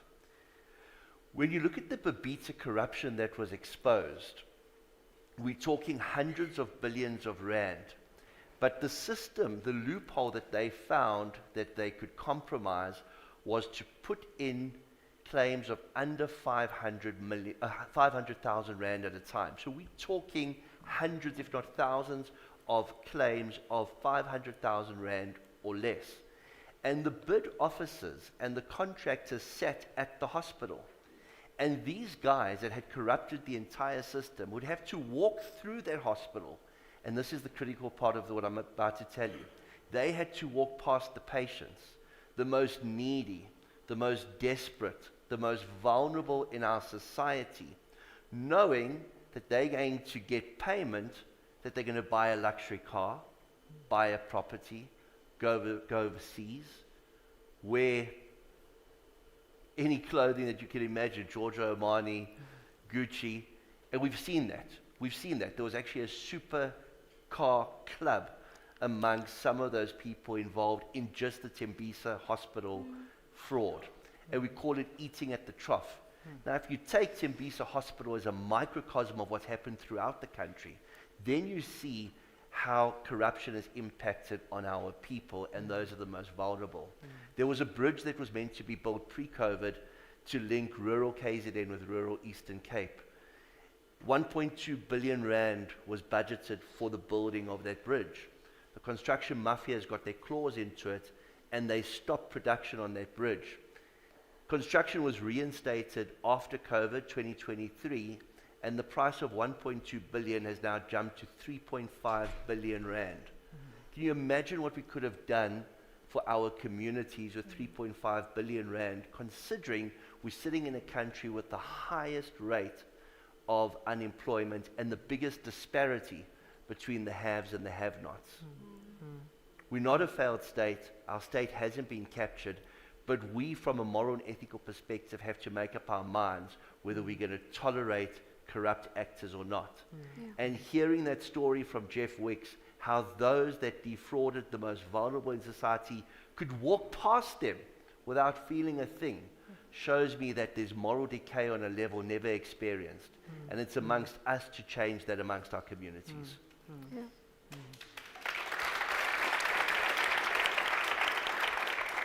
Thank you, Chad, for really painting the practical picture, what's actually happening, and the impact. I think that ties in very well to Princess Nomfundo and giving us that understanding.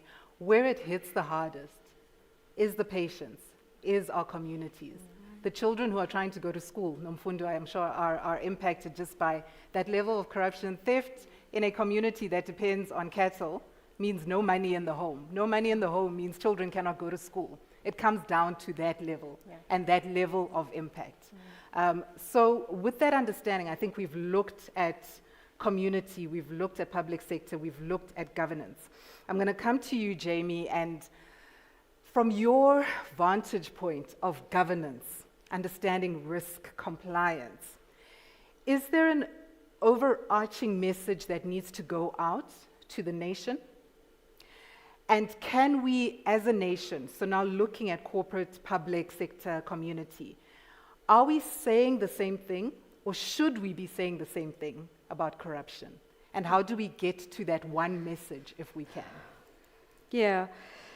Look, I think we look at it from a very wide lens, right, with all of these entities in sight. But I think I'd like us to just narrow that lens to look at where does it all start, and how does this sort of build and grow from a very young person, from a young age, going into school, going to university.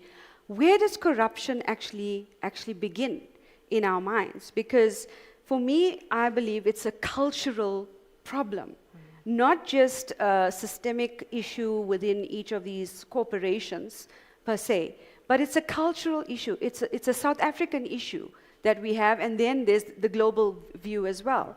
But we have to start in our homes, right? As a parent myself, I think we need to look at how are we bringing up our children to understand right from wrong. The moral conversation, the value proposition that we live and talk about in our homes. You know, I think just taking a pen from the office and bringing it home, or a sweet from the shop without paying for it. I think these little nuances that we can look at is where it all begins. It begins there. It begins in the schools, in the universities. Are we educating enough? Are we living the proposition enough to build up our children to understand what is right and what is wrong, what is acceptable, what is not, what level of theft is acceptable and what's not? How do we rationalize this in our minds? You know, because the opportunities are there, but often we find you in a situation, and Chad was talking about the gap between the rich, the poor, and the massive poverty that we're sitting with, that people in the rural areas are struggling to put a plate of food on the table. You know, and there's opportunity to say, I need to feed my kids. You know, so we need to look at this from that sort of view, a very narrow view in the sense that we have to start in our homes. We have to start in our schools. We have to start with the generations to come, because this problem is so massive at this point that we really need to start changing one child's mind at a time and start bringing them up in a way to understand what is right from wrong. And that for me is key to starting to change the culture and building up a new generation.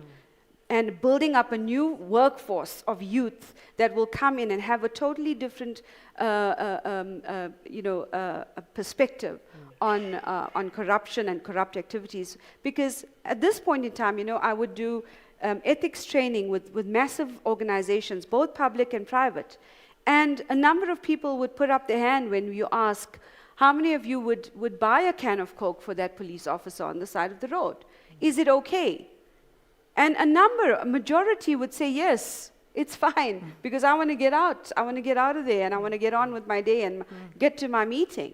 So we've almost normalized it, even if it's on that small scale. We've normalized it and rationalized it in our minds so that that small bit will develop as you go to something bigger and bigger and bigger. And eventually, you may rationalize something that's way out of control, which will land you in jail one day.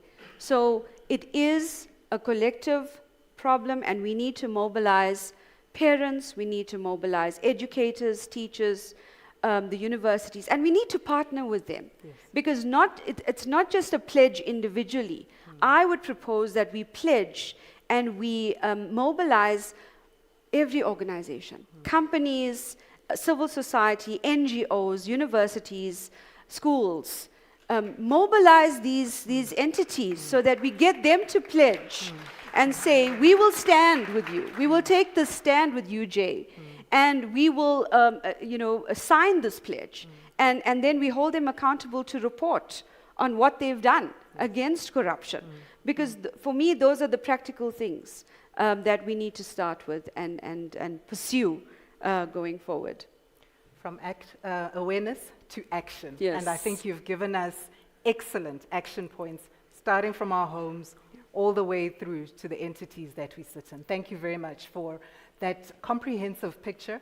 I hope we've recorded it, because it would be great to put this down, and when we come back next year, we want to see how much of this we've actioned.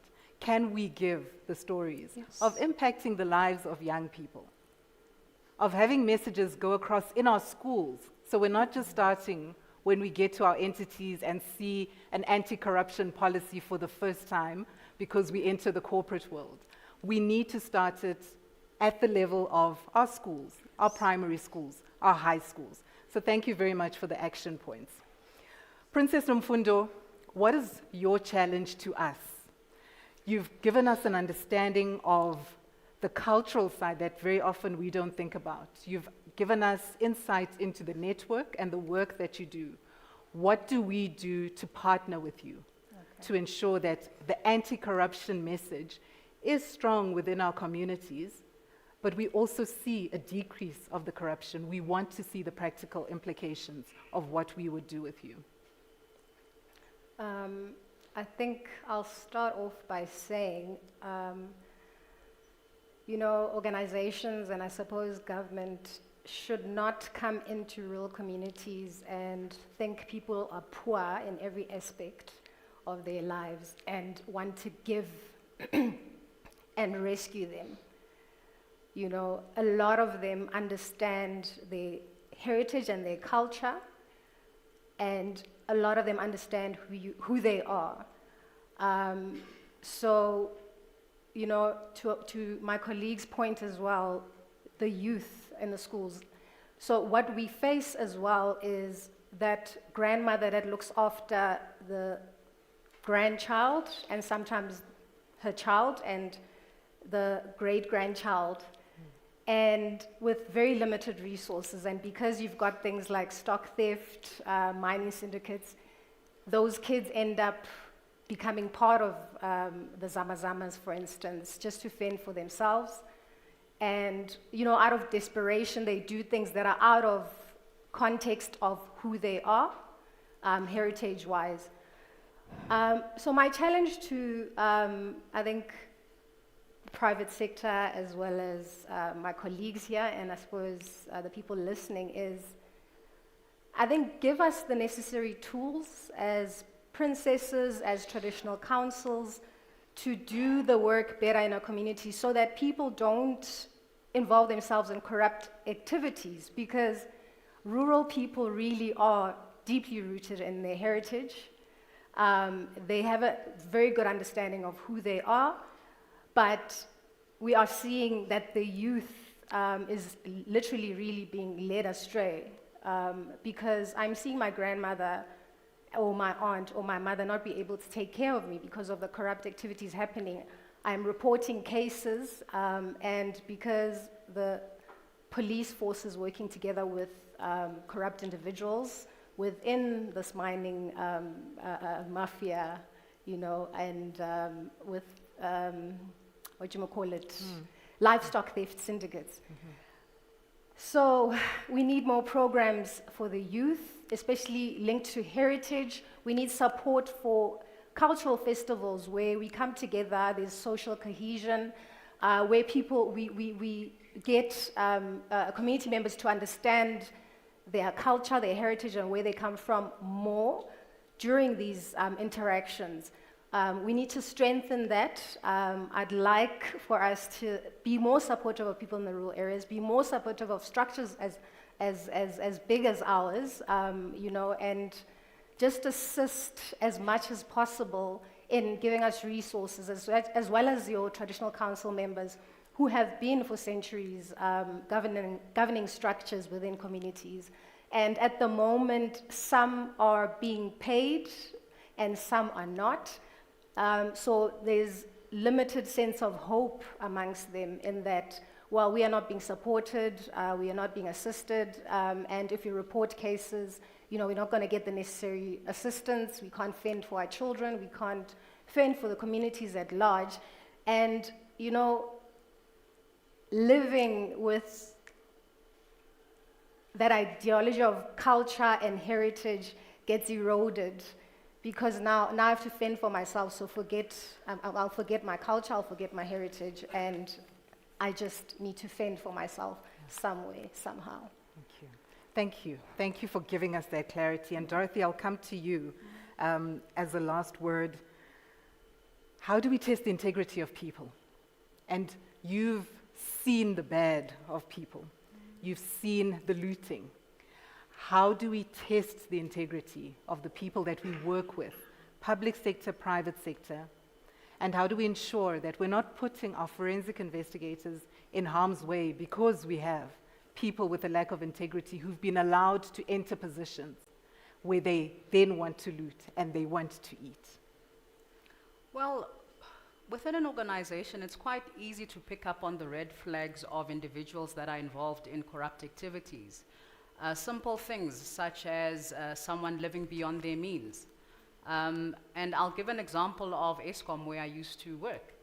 You would see someone who works in supply chain whose take home is not more than 50K, and they drive in with a Porsche. You would see people who are at lower levels driving in with a Range Rover. So that on its own is something that you would sit and go, something is not right there. And knowing, obviously there's other circumstances you'd look at, maybe this person is married to a wealthy individual or whatever it is. But in most instances, you find that individuals that live beyond their means are engaged in some way of corrupt activity. And it's further employees that are actually always at work. I know that's a shocker, but trust me, I've been 22 years in this industry, and individuals who portray themselves as people who are committed are not always necessarily committed. Because remember, if you are engaged in corrupt transactions, you always have to be at work. So that in case that auditor comes or someone comes to question the transactions that you have approved, you need to be there to defend them.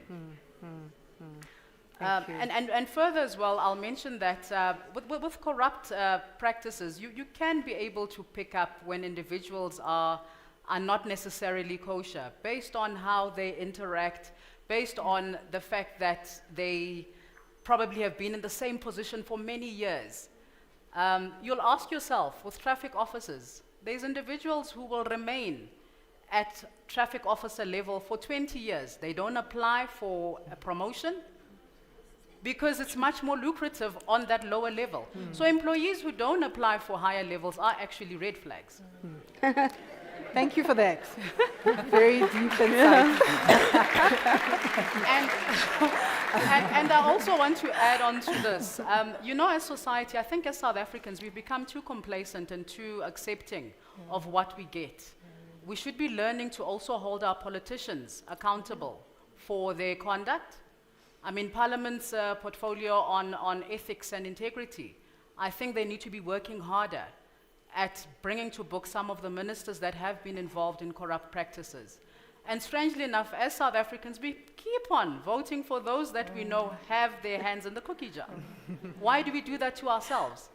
And let's not forget, the corrupt practices also have a negative impact on service delivery and on the general livelihood of South Africans. So I think we need to, in our small little ways, take a stand towards corruption, take a stand to doing the right thing, even if it means you will be exposed to possible intimidation or victimization.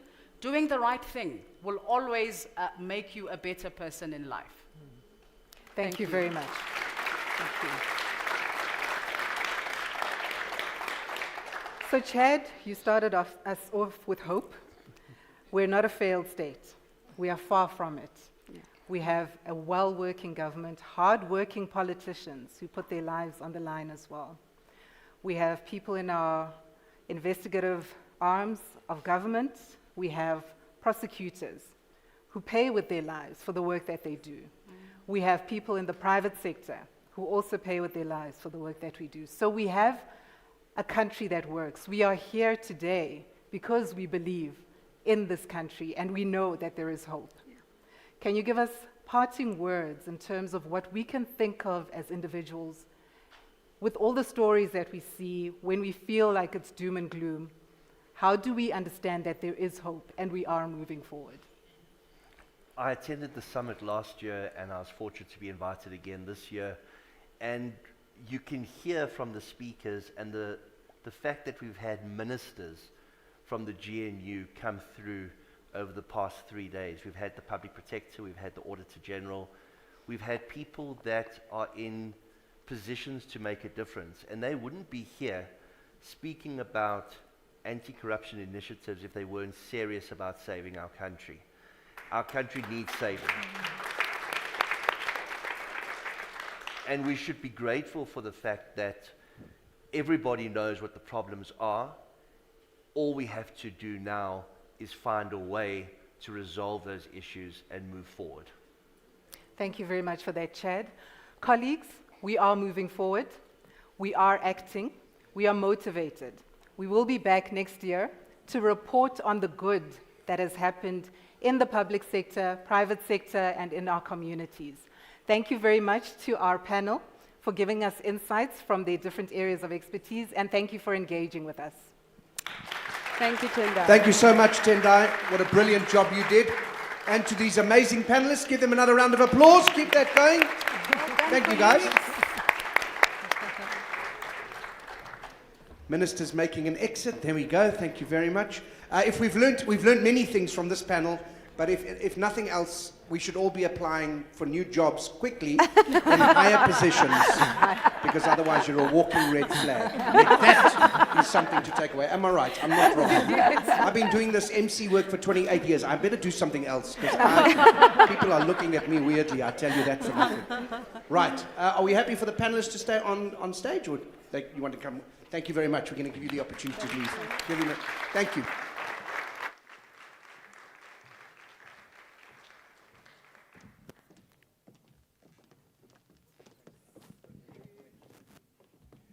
That's it.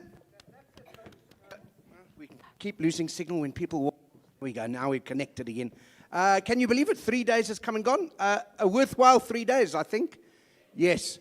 We're going to close officially in a moment, but that one applause from one man is enough on your behalf. You're a lazy audience, and you said we're not wasting energy. We choose him to clap on our behalf, which is tremendous. I have had a lot of fun doing this, and I'm very grateful for the opportunity to work here. And that was due mainly to this next lady who's going to come and chat to us. She called me up, and I didn't know. I've got to know her over the last 3 days. She's tremendous, and she's a big part. You don't know who it is yet. Don't clap yet. For heaven's sakes, I could call up this woman, and then it's the wrong person. But this lady is just fantastic, and she's been she's been responsible with a great team around and behind her at putting this together. I said to her, what designation should I use for you? But the problem is she's smallish, and I couldn't hear what she was saying, if I'm honest. So really, I think she was in one of the Lord of the Rings movies as a hobbit, but she is tremendous, and I love her. Welcome to the stage, Priscilla Molebatsi.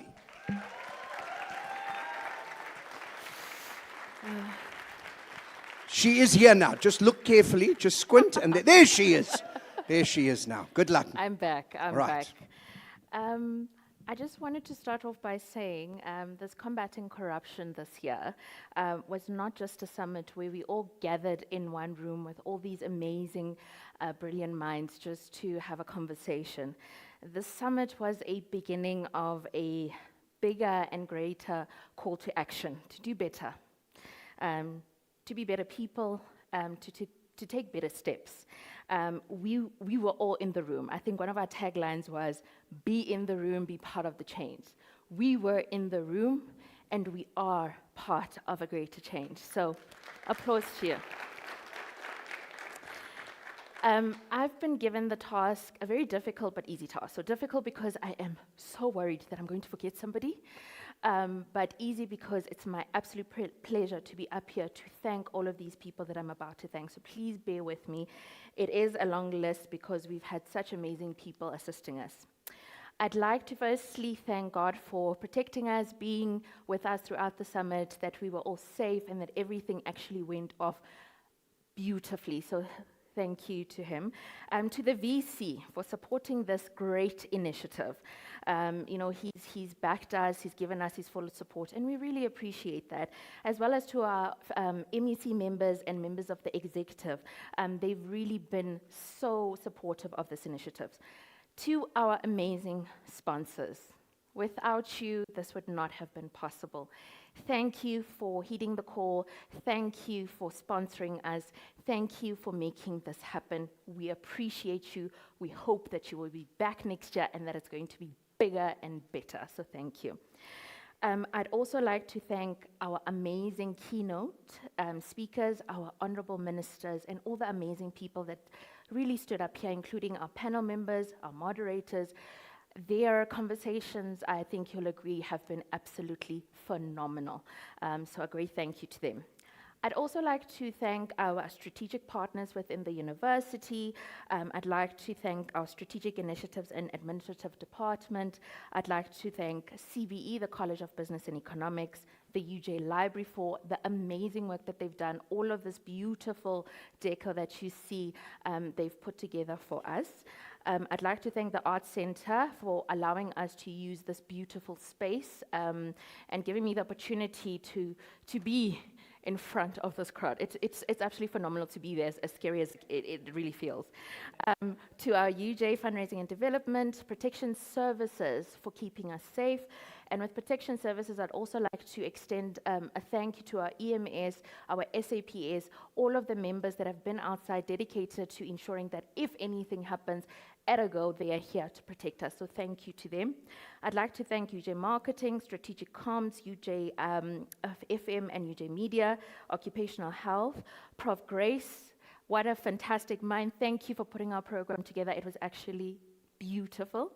A special thank you as well to the team that made this possible, that's been running around day and night, to Palesa Tlatsi, to Fiona, to Ronau, to Palesa Wito, to Refilwe, to our OGC team that have really stepped in when we weren't able to carry on. They said, we'll do the work, you focus on this. So thank you to the team for running around as well. I'd like to thank the technical team. Not too many glitches, I think, so kudos to them. They did a fantastic job. I'd like to thank all of the people that you saw outside, our ushers, our security guards at the doors, Most of the time they go unnoticed, but without these people, we don't have coordination. We don't know what we're doing. So thank you to every single one of those people who are ushering us, helping us to eat, etc. I'd like to thank the service providers that also have joined us to make this summit possible. And then I'd also like to thank our General Counsel for his vision. And I always, every time I'm on stage, I like to acknowledge this. He's got such a big vision. He does not think small. He thinks far greater. And we always complain to say, Dries, that's too much. We can't accomplish that. And he says, never. You can. He pushes us. And for that, I thank you, Dries, for your vision, for making sure that this important initiative is brought to life. So thank you for that. I'd like to thank our absolutely amazing MC, Alan. He's been fantastic.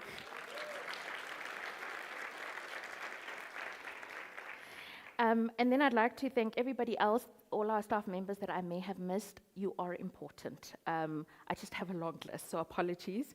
To our delegates, without you, there is no summit. So thank you for attending both virtually and physically. I'd like to take this opportunity to say that our pledge that has been on the stage is now in the foyer. If you would like to put your signature on that stage, please do.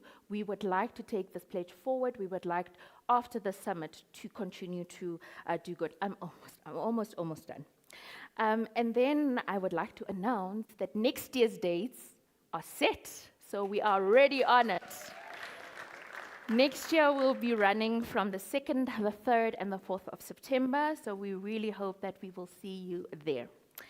And then I'd love to leave you with this quote. A nation cannot rise when its foundation is rooted in corruption. Integrity is doing the right thing, even when no one is watching, and that's by C.S. Lewis. And with that, Priscilla is signing out.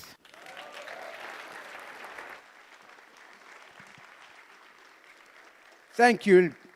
Fantastic. And now we bring the General Counsel back up, a man who on the Africanometer, which measures how Afrikaans a name can be, Dries Pretorius comes in at 9.7. Did you know that, sir? Have you got a second name? Tweede naam. Please share it. I must just know. Ludovicus. You have broken the system. That is so Afrikaans. Even Steve Hofmeyer has got nervous. Yo! Please, sir, over to you.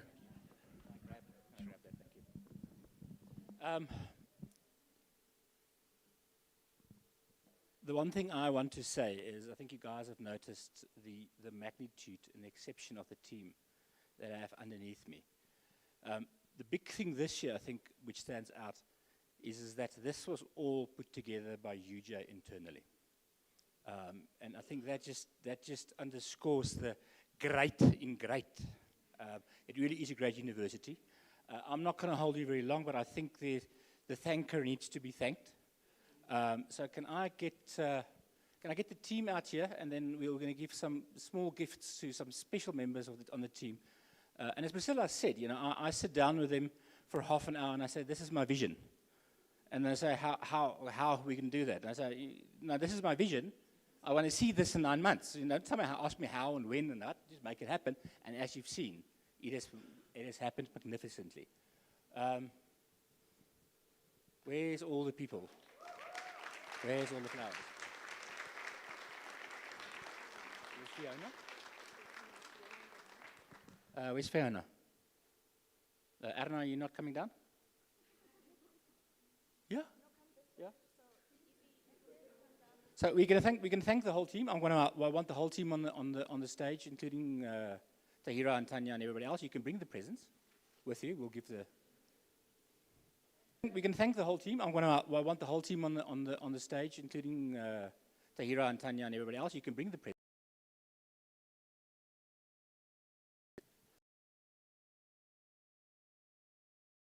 We'll talk about a day off for the rest of the team next week. Maybe we'll give them half a day. You know? But so this is my team. Most of them are which actual, I mean, they're lawyers. They've supportive staff, but this is the people that actually do the university work as a general counsel. We do about 1,200 contracts in a year. We deal with about 200 adversarial matters, litigious matters per year. 250, says Tahira.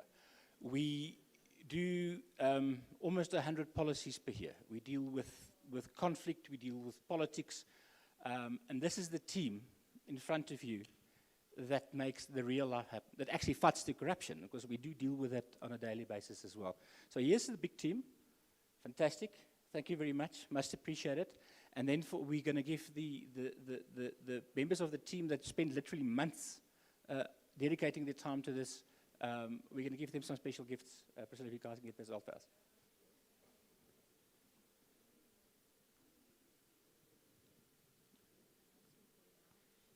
Yeah, Ronald, are you here? We did get you something as well. Yes, please. Ronald is from CBE. I think Priscilla asked her a small favor, and the small favor became a medium favor. The medium favor became a huge operation. Ronald, thank you very much. Let's start with Fiona. Thank you very much. And then we've got Palesa. There's something with Palesa. Palesa, a small bag. Sorry. Let's get the flower. The Philware other Palesa is also a bag, which is another bag. Can I grab that flower? Sorry. Palesa will get you a bunch of flowers next week. Renal. And then, of course, the fantastic Priscilla. Well done. On that note, that is us for. Sorry. Of course, Alan, I'm still waiting for Alan for the tickets to his next performances. So make sure that this happens. Alan. It's anti-corruption, No, it's combating corruption. There's a big difference. We actually thought about this for quite a while. Anti-corruption is just sort of a descriptor. Combating corruption is a verb. It means we will do something about it, and that's where it comes from. Alan, thanks a million. Guys, that is us. Please sign the pledge on the way out. Thank you very much. See you next year.